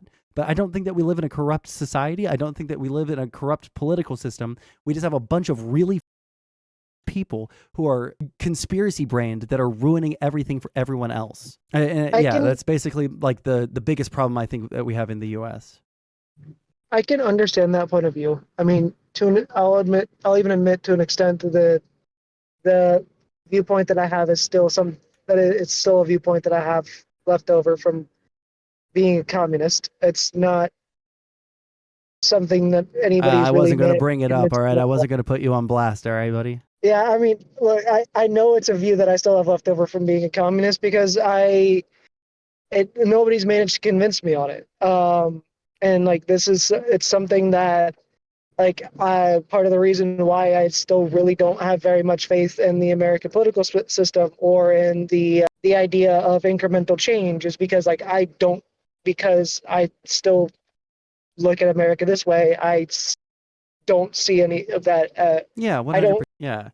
Well, let me ask you this, because this is one of the topics that like flipped me. This is the question I asked myself. What would it take for me to change my mind on this one? Right. And for me, the question, the thing that it would take for me to like actually be flipped on this would be, okay, well, what are the effects of this? Right. What is what legislation is being passed that I would disagree with? Right. That is so egregious and so like unbelievably like obvious that it is bought and paid for, right? That nobody wants, but it's still being passed, that doesn't have a popular mandate at all, that doesn't, XYZ. I thought about that, and I can't find any legislation like that. And I feel like that's a huge key point to that whole argument, that we live in an oligarchy, that we have this, that, or the other problem, right? Like, can we actually see that this is happening? And when I couldn't find anything that showed me that was actually happening, right, I couldn't hold on to the position anymore. So, like, basically, in short, it's like, is anything actually showing us that we live in an oligarchy besides the fact that there are these talking points about Citizens United and there are these talking points about us living in an oligarchy? I mean, I've looked at, because whenever I look at bills, like whether or not I support them, I'll actually read the intricate details of them to see like what they actually do, and that's a way that I know I'm different from most people, because like most people don't go that far and actually read and look at what stuff actually does, which is like why I brought up the CHIPS Act, because like, well, yes, it effectively does something that a lot of Americans would support, or like a lot of the Democratic base would support.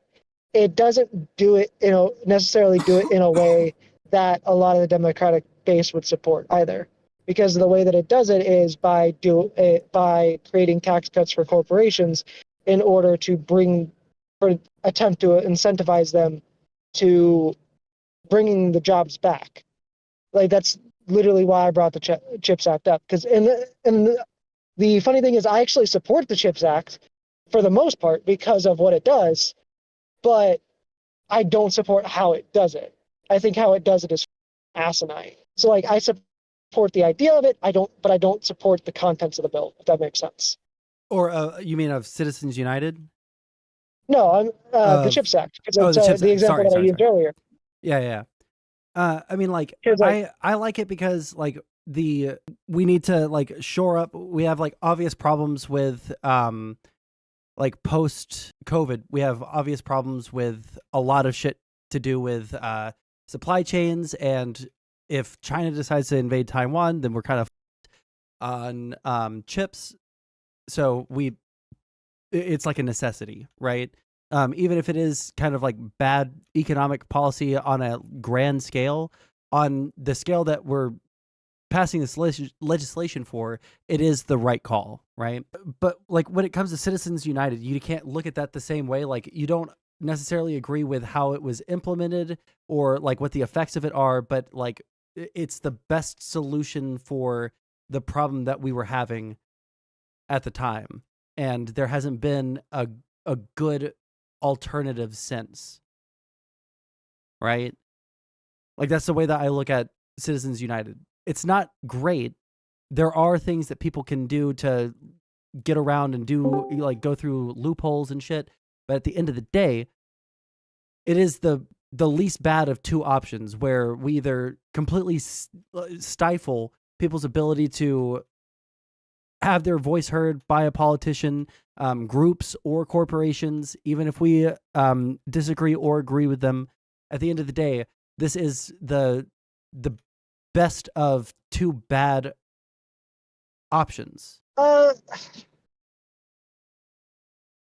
I mean, I can see where you're coming from with that. The thing is, with the Supreme Court rulings aren't as black and white as people make them out to be, though.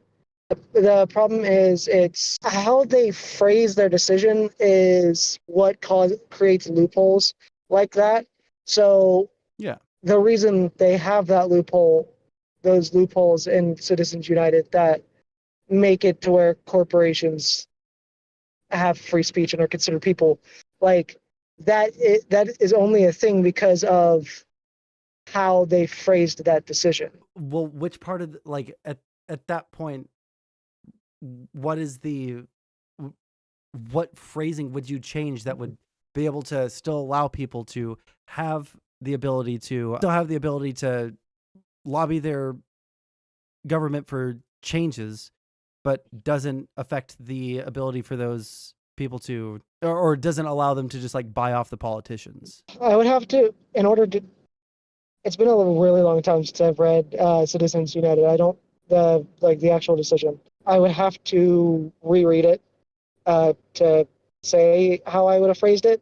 Sure. But because for an example, like the reason that they were able to overturn Roe v. Wade was because they phrased Roe v. Wade poorly. Whenever it comes to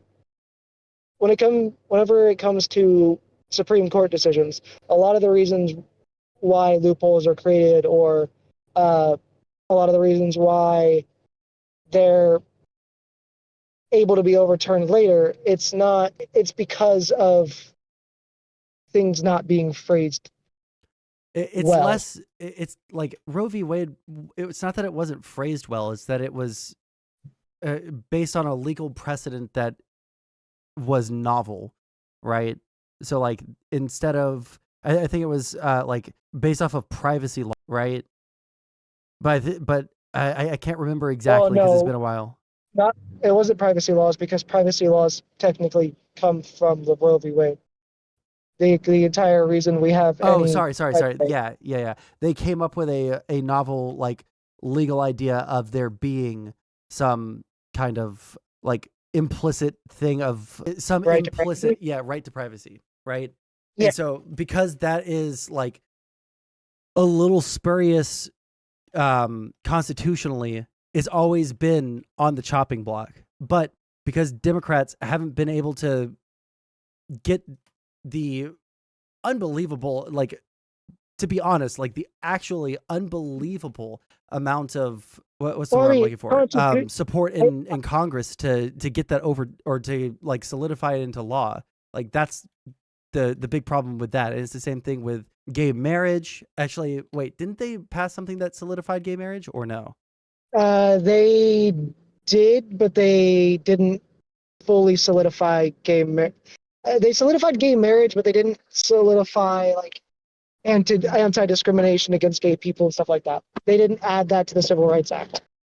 It was the anti-discrimination stuff that they didn't kind of solidify, which is the reason why we have a lot of the stuff going on right now, like the Oklahoma shit, or the Baker example that happened a while ago, or what just happened recently, and I don't remember which state it was, where they're trying to make it to where people can refuse to marry someone marry a gay couple because of religion.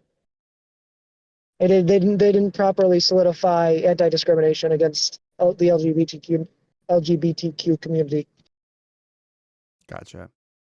Yeah, I think that like at the end of the day, the thing that we ought to be focusing on is like getting people to be less completely unbelievably brain fucked about all of this shit, and getting people to live in reality.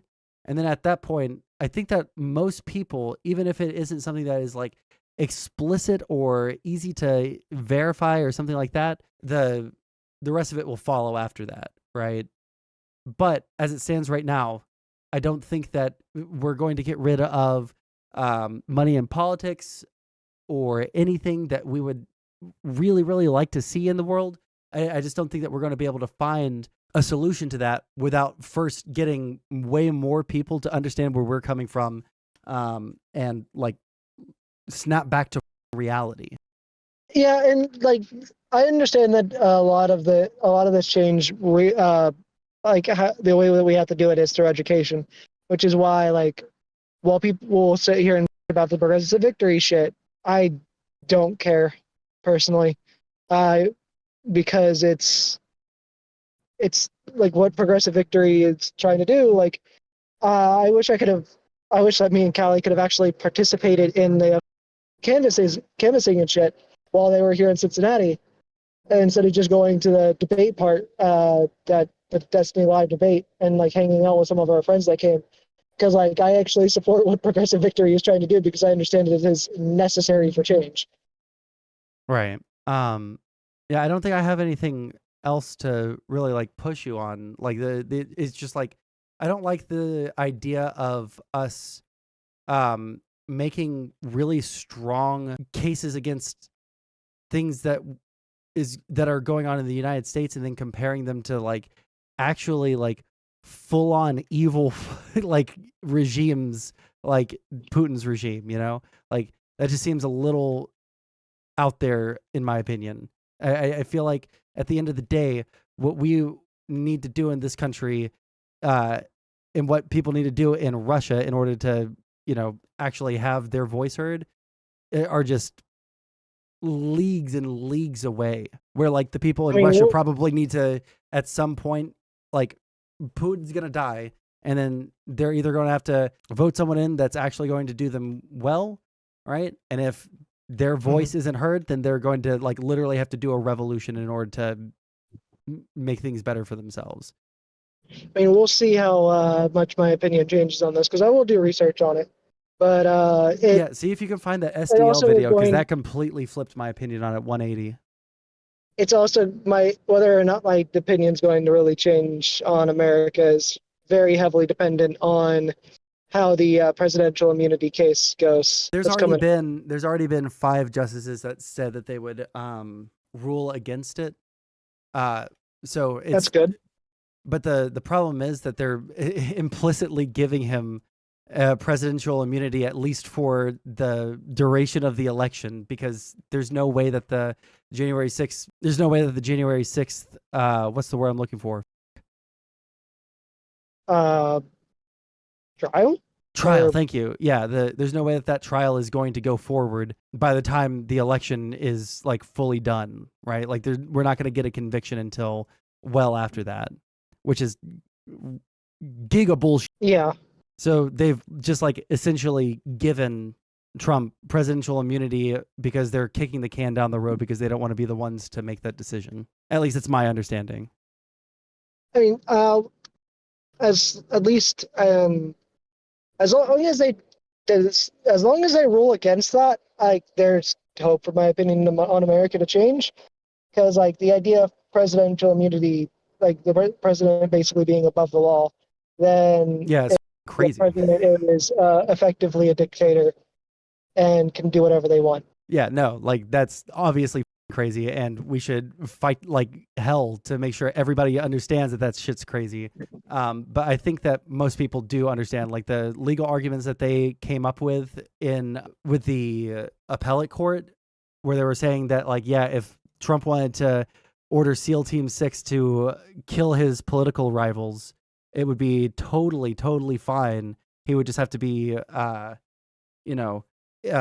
impeached and then found guilty by the Senate. Meanwhile, his argument while he was in office was that you can only prosecute a president once he leaves office. So see, you missed my jokes that I was making on the panel yesterday, because we were talking about the January 6th stuff to an extent on Lethy's panel yesterday with on the open panel with KOE and Gibbs and a couple others. And they were talking about how Gibbs was talking about how he likes the fact that Trump was actually willing to talk to North Korea, and I was making the joke that the reason he was willing to talk to North Korea was to get tips on how to become a dictator.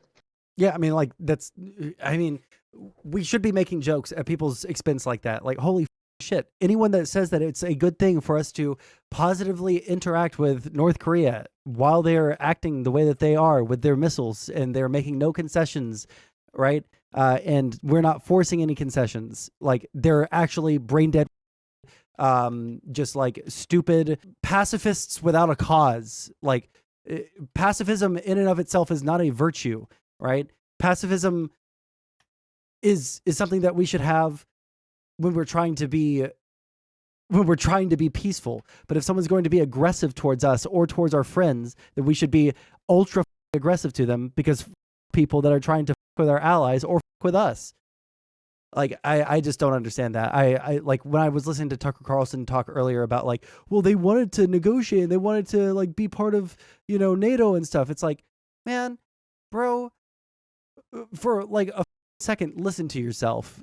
Like, these people, they want peace so that they can do what they want, and they don't want the United States to with them while they do whatever the they want. Like, that's why they want peace. Yes, Putin wants to have peace talks with Ukraine right now. Why? Because they can't carry on this war forever, right? But if Ukraine does end up getting the funding that they need, right? If, the Republicans stop being like literal subhuman pieces of shit and ruining every single thing the United States needs to do, both for ourselves and our allies, right? Like, Ukraine will win and Russia will lose. That's the only reason why Russia wants peace right now, because they're currently on the upper hand. Yeah, I don't disagree. And like, I'm on the side of like being an isolationist, but not to the extent that we end up with like another fucking World War II situation where we end up only joining in to defend everybody because we got attacked ourselves. Like, that's a little. Yeah, I know. Like, if it gets to the point where we're getting attacked by China or by, well, to be honest, I think that if the Republicans saw Taiwan get invaded, then I think that they would, because it's such a big thing to be anti-China with the Republicans, that the Republicans will spring for that like crazy. But I think that with Ukraine, there's been so much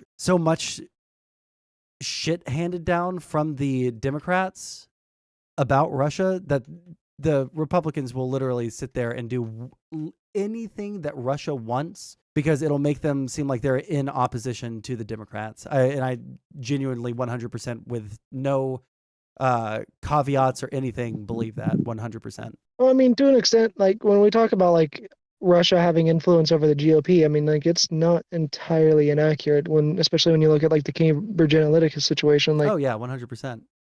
That's a proven fact that the Russia has been backing the GOP in as so many shady ways that they can.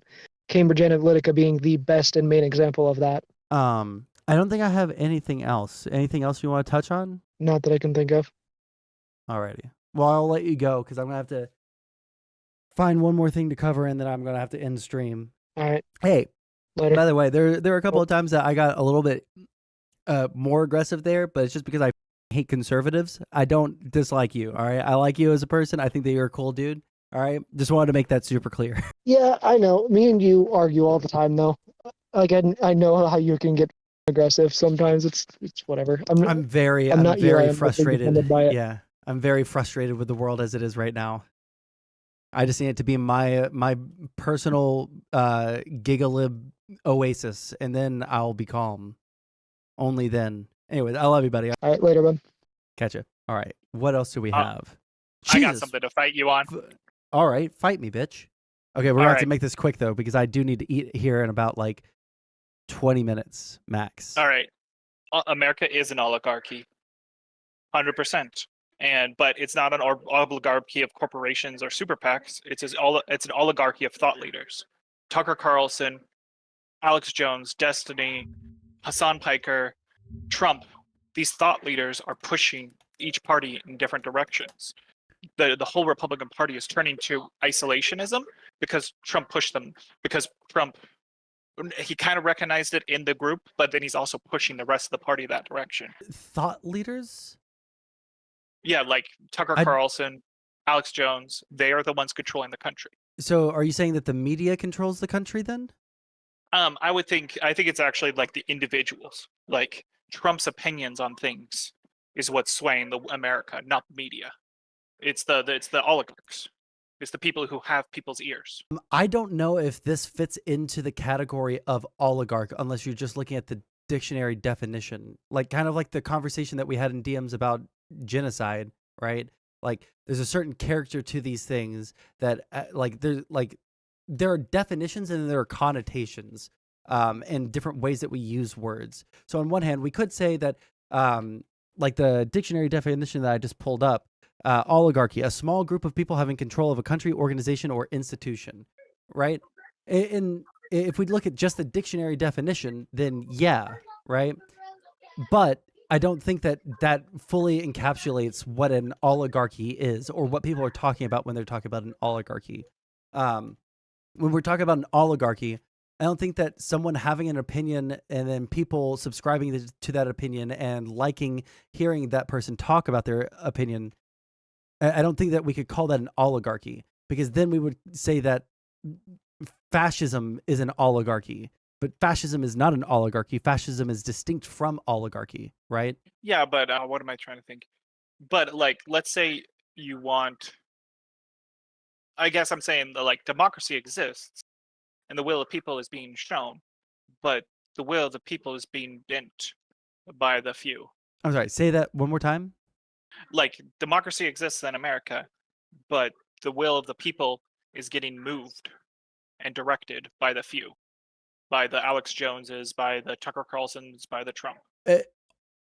At that point, in order for us to not be an oligarchy, you would have to argue that we should not have anyone with influence in the United States. Well, I didn't say it was a bad thing, just it is a thing. Like, if I wanted to... Well, at that point, then, like, literally everything is an oligarchy, which means nothing is an oligarchy. Like, all words have, like, specific meanings. All words have specific...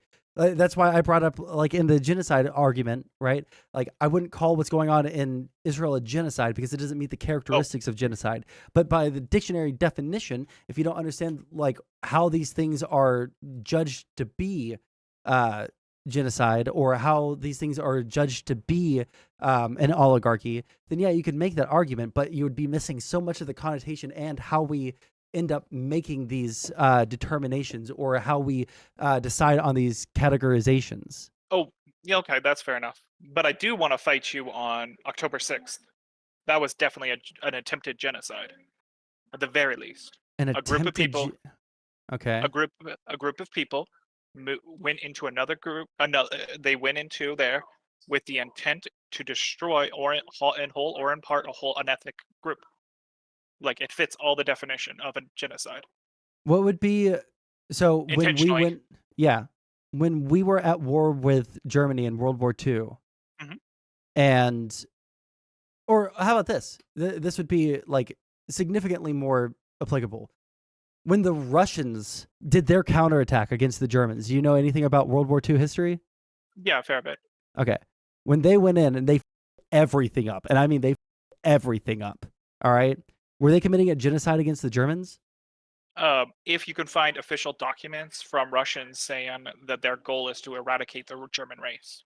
Oh, for instance, okay. I wouldn't call the bombing of Nagasaki and Hiroshima, even though horrible, even though like devastating, their intent was not to wipe out the Germans. I mean the Japanese. Even if Israel kills 90% of Palestine, if there's no intent, if we can't prove intent, it's still not a genocide. Right. That's been my entire point this entire time when it comes to like Israel Palestine. But like I don't think that the goal was to like, or how about this? Was 9/11 a genocide, a genocidal act because they were targeting a nationality? I don't know. I don't know if does nationality fall underneath it? Yeah, maybe, arguably. Yeah, but I think though, but no, wait. I would argue that Osama bin Laden's goal was to stop the West from with his affairs. his goal was to stop the Jewish influence in the Middle East. Right? And His goal was not to the stated murder goals. every. Yeah, the stated goals, and from any documents that we've been able to find from Hamas or that the IDF has presented, it seems like their goal was to prevent Israel from continuing their illegal occupation of Palestine. Yeah, and they've found. I'm pretty sure they found explicit orders on them, and they have testimony from like the people who were invaded that they were given orders to kill civilians. That their goal was to kill as many people. Killing as possible. civilians is a war crime, but it does not necessarily entail a genocide. Yes. But it's clearly genocidal intent when your orders are to kill the maximum amount of people. I feel like this is taking the long way around, talking about a military action in order to make it seem like the worst possible thing possible, right? Well, but it still falls under the definition. Their intent is to kill all Jews. Do you disagree with that?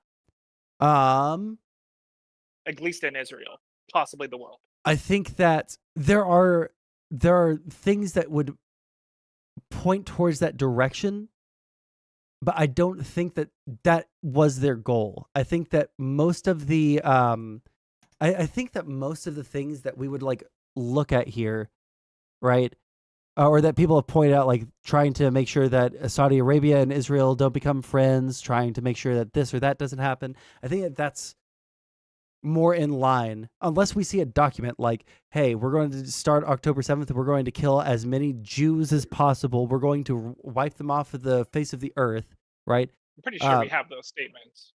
I don't think that we do. I think that if we look at the actual intentions behind what was going on, I think it's a lot easier to just say oh, these people are kind of pieces of shit terrorists that were doing a terrorist attack in order to solidify power in the Gaza Strip so that they can continue to fight into perpetuity.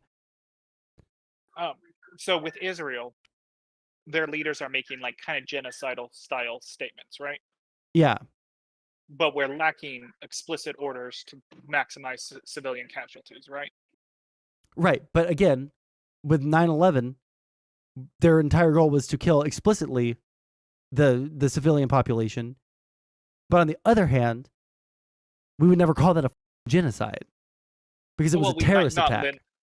We might not linguistically call it a genocide, but it might fall legally underneath that category. There might be other categories it falls better into, like a terrorist attack, but doesn't mean it doesn't not fall into that other category. I think that genocide has to be a wide scale and no, it doesn't. Is there an example There's of no a genocide? Scale. Well, hold on. Is there again, this goes to the arguments legally of whether or not something is a genocide. Scale is going to be a factor because again, even if Israel said, I want you to go out and kill these Palestinians, that would be in part killing it would be in part destroying a group, right? But if it was 2 or 3 houses, would that be a genocide? I don't think that anybody would ever, on a legal basis, make that argument ever because they would lose. I mean, what's going on right now? What's going on right now in Gaza, right? Even when we're looking at this, earlier today with the 140 people that were killed trying to get food, right? If we're not calling that a genocide, right? What's going on in Gaza that just failed in international court, right? If that isn't considered genocide, then how the is October 6th or October 7th? Sorry. Let's imagine there's a Native American tribe that was almost wiped out by disease, and they have 50 people left. If somebody sets a bomb off with the intent to destroy the remainder of that race, that person's committing genocide. Sure. Were there 50 Right. Jews left and then they killed the last 50 Jews? In whole or in part. If you're you're doing, but you're letting that, ethnic group. but you're letting that do so much legwork. But capacity is part of the definition. Capacity is part of the definition. No, overt acts and intent. Let's say I start engineering a biovirus to kill all black people. Let's say the police stop me beforehand. Would you say I attempted to commit genocide? Hate crimes. Would you say I attempted to commit genocide? I don't think so. I think that What if I again, released it and kill all black people? what if you did what now? Sorry. What if I released that virus and killed all the black people? Would I have been guilty of genocide? Oh, sorry. I'm sorry. I misheard the first part of the hypothetical. What if I make a virus? Yeah. No, I that understand it targets now. black people, and I get stopped before I release it? Would you say an attempted genocide was? My initial thought is yes. The part of me that is like looked into this makes me think that like only groups and nations can be guilty of genocide. I would have to Well, I would like- have to learn more about it to understand. Have you studied the Rohingya? Oh, you know, shoot. Rohingya Darfur. Muslim, yeah. No, not Rohingya Muslims. Oh. The Tutsis and the It was the Tutsis and the Hutus. yeah. Have you studied that? It was like 2 years ago. Try me. Yeah, okay. Well, from my understanding of the events, there was no organization. There was. They just were like a lot de of facto government, though.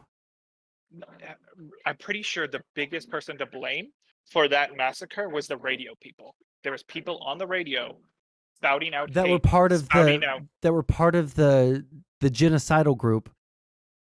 Okay. Well, Yeah. okay, then let's say the Ku Klux Klan went nuts in the South and wiped out all black people, even if they weren't part of the government.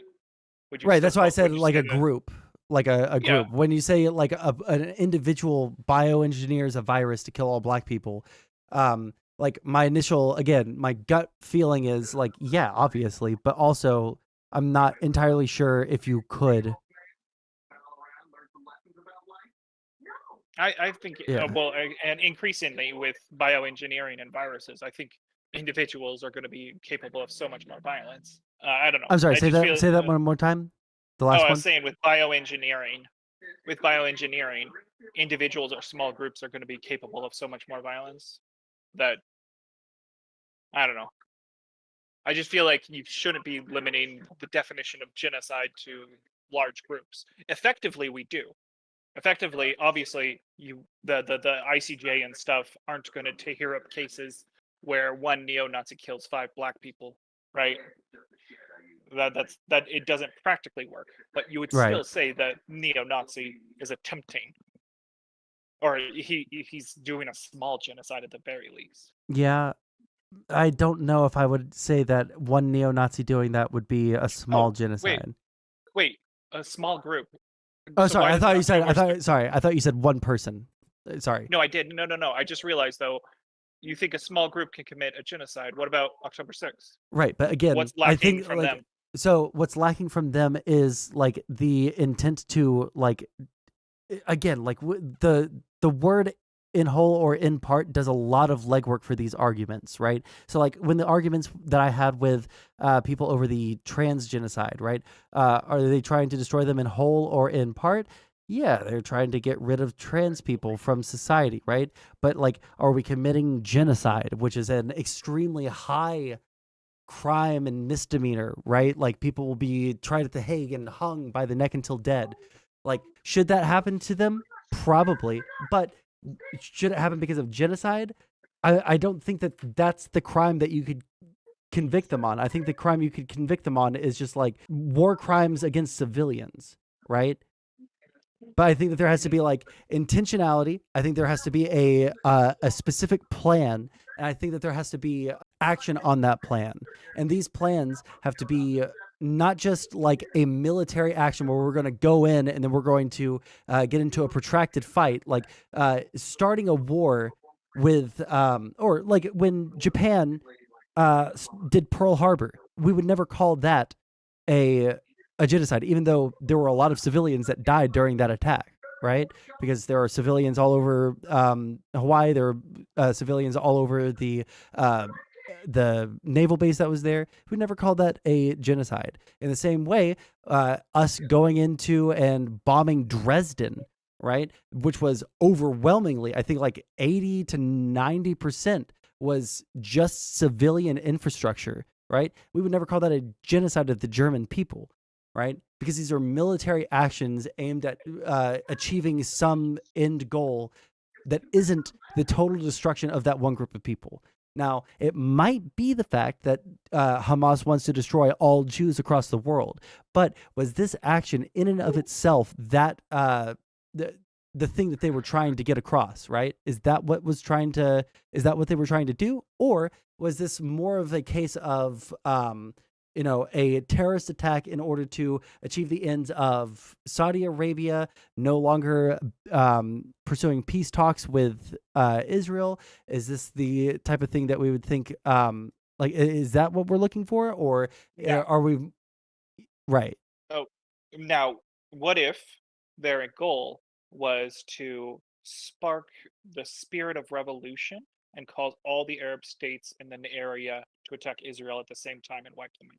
What if that was their goal? To find every Jew and wipe them out? No, I'm saying, what if their goal is to spark the spirit of revolution in all of the Arab populations in the area, and then cause everyone to attack? Yeah.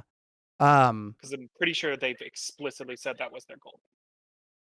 I have not heard that was their goal, because I don't think that they would ever think that they could actually get away with that. I didn't say they weren't delusional, but I believe that's what they have said, that they wanted everybody to rally behind them, and that October 6th would be like the tip of the spear. I would have to do more research on it then, because I haven't heard that specifically, because I don't think that Hamas has any illusions that Jordan is going to join into the war with them, or that Iran is going to come to their aid on this one. I haven't heard that specifically. It might be the case, and I might be like just 100% in the wrong here, but that's just not what I have personally heard. I swear, man, it's half of a memory, but I swear they had a special term for it, and that they believed that it was going to be like the boulder that's the snowball, the smallest snowball that rolls into right. bigger and But bigger even and bigger then, the until they arguments, wipe out the Jews. yeah, the arguments that would be had at the like tribunals over genocide on that would be, well, were they specifically trying to get everyone together to kill the Jews, or were they specifically trying to get everyone together to achieve, liberation for the Palestinian people? That would be what the obvious question would be at the Hague. Okay. Well, and if I can find quotes from the leaders of Hamas and the people who are commanding the attack that say, our goal is to, be the tip of the spear. I think that if there is ever any kind of documentation that says that they're trying to get other people on board, or because other people aren't going to just happenstance themselves into a genocide, right? I don't think that would ever happen.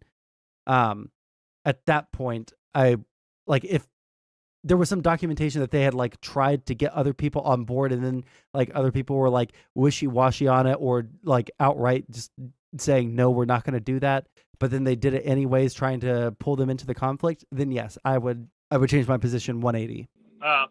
Like I said, I'm pretty sure there's quotes. So I can show, what if I can show the command structure of Hamas directly above the October 6th people had this plan and intent, and killing civilians was the first thrust of it, then I can show that the Hamas fighters had orders to kill civilians.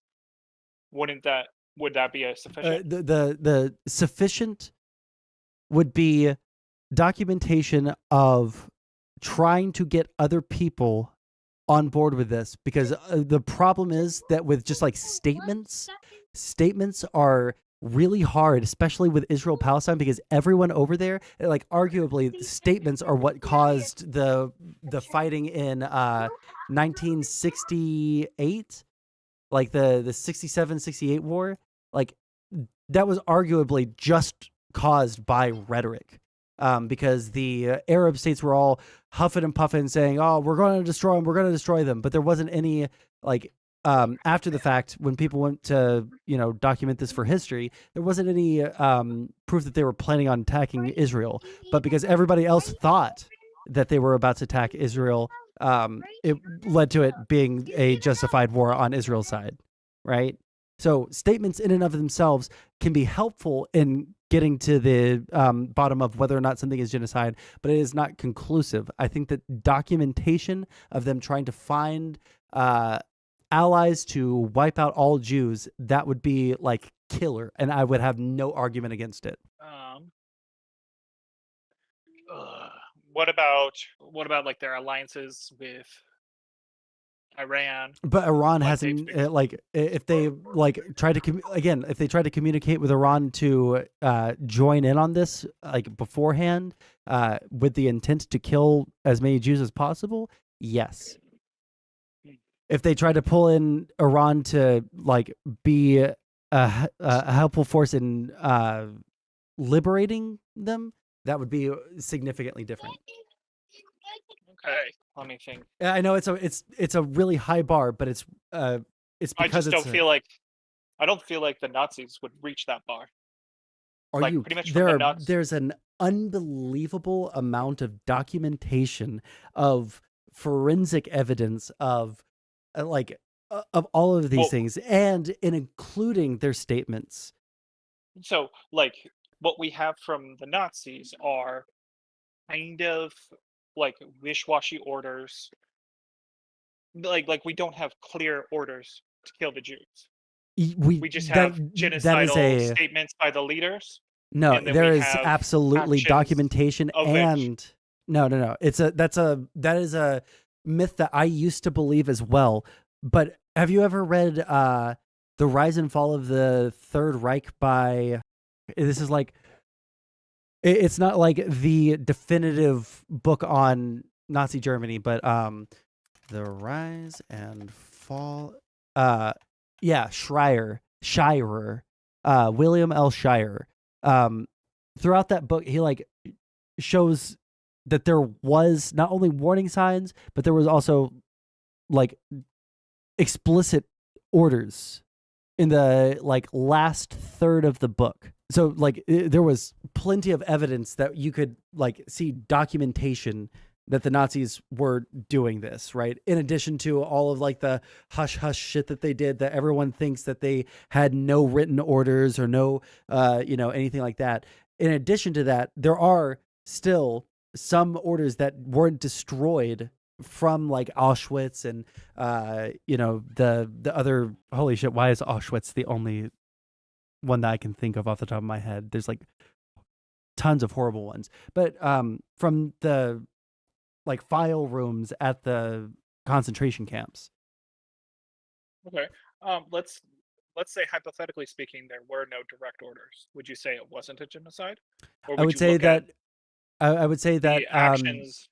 yeah, exactly. The documentation is like the open and shut. This makes it super easy. You're done for, genocider, loser, right? But when it comes to like, even if you don't have the documentation, with something as unambiguous as the Holocaust, or unambiguous as the Tutsis and Hutus, or unambiguous as like Serbia, like at that point, or the Armenian genocide, like those things were so on their face obvious that it would be, without documentation, you can just say like there was a population of 80% this group in this area. Now there's a population of 0%.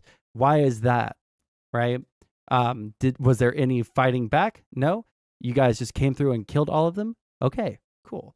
Right? Like when it's so unambiguous as that, which is why like with genocide, it's really hard to prove a case that is ambiguous. And ambiguity is the death knell of accusing someone or proving genocide. Okay. It just feels like to me, within the Holocaust, you could take genocidal statements and rhetoric of the leaders, and then the actions of the subordinates, and then you have it. Yes, you don't, and then that you don't need an explicit word. That you have the implication from the leadership, and then the actions by the soldiers. Right. But with the Holocaust, like those actions would be funneling people into gas chambers and then turning on, or like dropping pellets of, cyanide, whatever the fuck it was. Right. And with Hamas. It was Yeah. walking into villages and gunning people down and killing babies. Yes, but again, there are a lot of examples of just like military action like that, even if it's a war crime, that would never be considered a genocide. That would be similar, right? Like that shit happens all the time in Africa, I'm sure, right? But that's not necessarily a genocide. It could be. It could be. But that level of evidence is really, really, really high. I just feel like, or like with Ukraine, I'm kind of iffy, kind of not, that Ukraine is an attempted genocide. There is That their enough goal- ambiguity that it would be hard to argue genocide there. However, Russia, they're genociders. That's where I'm on. Anyways, I do got to go. I need to make myself some dinner. All right, man? All right, see you later. All right. Love you, buddy. Bye. All right. Speaking of which, I got to go. I'm super hungry. What are we doing here? Oh, yeah. By the way, not really. I think that there's enough like ambiguity with Ukraine and Russia for military action for it to not be a clear-cut case of genocide. But to be honest, I haven't looked into every single war crime that's happened over there, so I could be super wrong. I don't hold all knowledge in my head. All right? I barely have enough knowledge to start up my stream and operate my camera. All right? I'm on the internet. Why are you listening to me about this? All right? Go listen to a genocide expert. I'm not that. We live in dark times. Okay, this better be the... Oh, this is not a meme. Okay, I'll hold that open so that I can check it out next time. Let me see here. Oh yeah, was Kent State a massacre? That's a good point. Like, or was Kent State a genocide? All right, let's see. Who is live right now? J-Stalk is live. Tomfoolery is live. Stardust is live. We're going to raid into J-Stalk because I like J-Stalk and I like All Relevant and he's streaming there. All right. I love you guys very much. I'll catch you guys probably not tomorrow, but maybe tomorrow. I don't know. We're going to have to hammer out some things with YouTube first because evidently we got demonetized. So I have to fix that. But anyways, I love you guys very much. That's why Gaz is here, the genocide expert, true. All right, anyways, I love you guys very much. This has been a fun stream. I like it when I get to talk to people on stream. We don't get to do that very much anymore. So I love you. I'll catch you guys maybe tomorrow. Be safe. If you guys haven't already, please subscribe to the YouTube or follow me on Kick. And, we have the memberships on YouTube. We have the subscriptions on Kick. If you guys want to, throw a couple of bucks my way, there are some nice little treats for you. Different emotes and different AI things that the editor can do for you. All right. I'm really bad at promoing. I love you guys very much.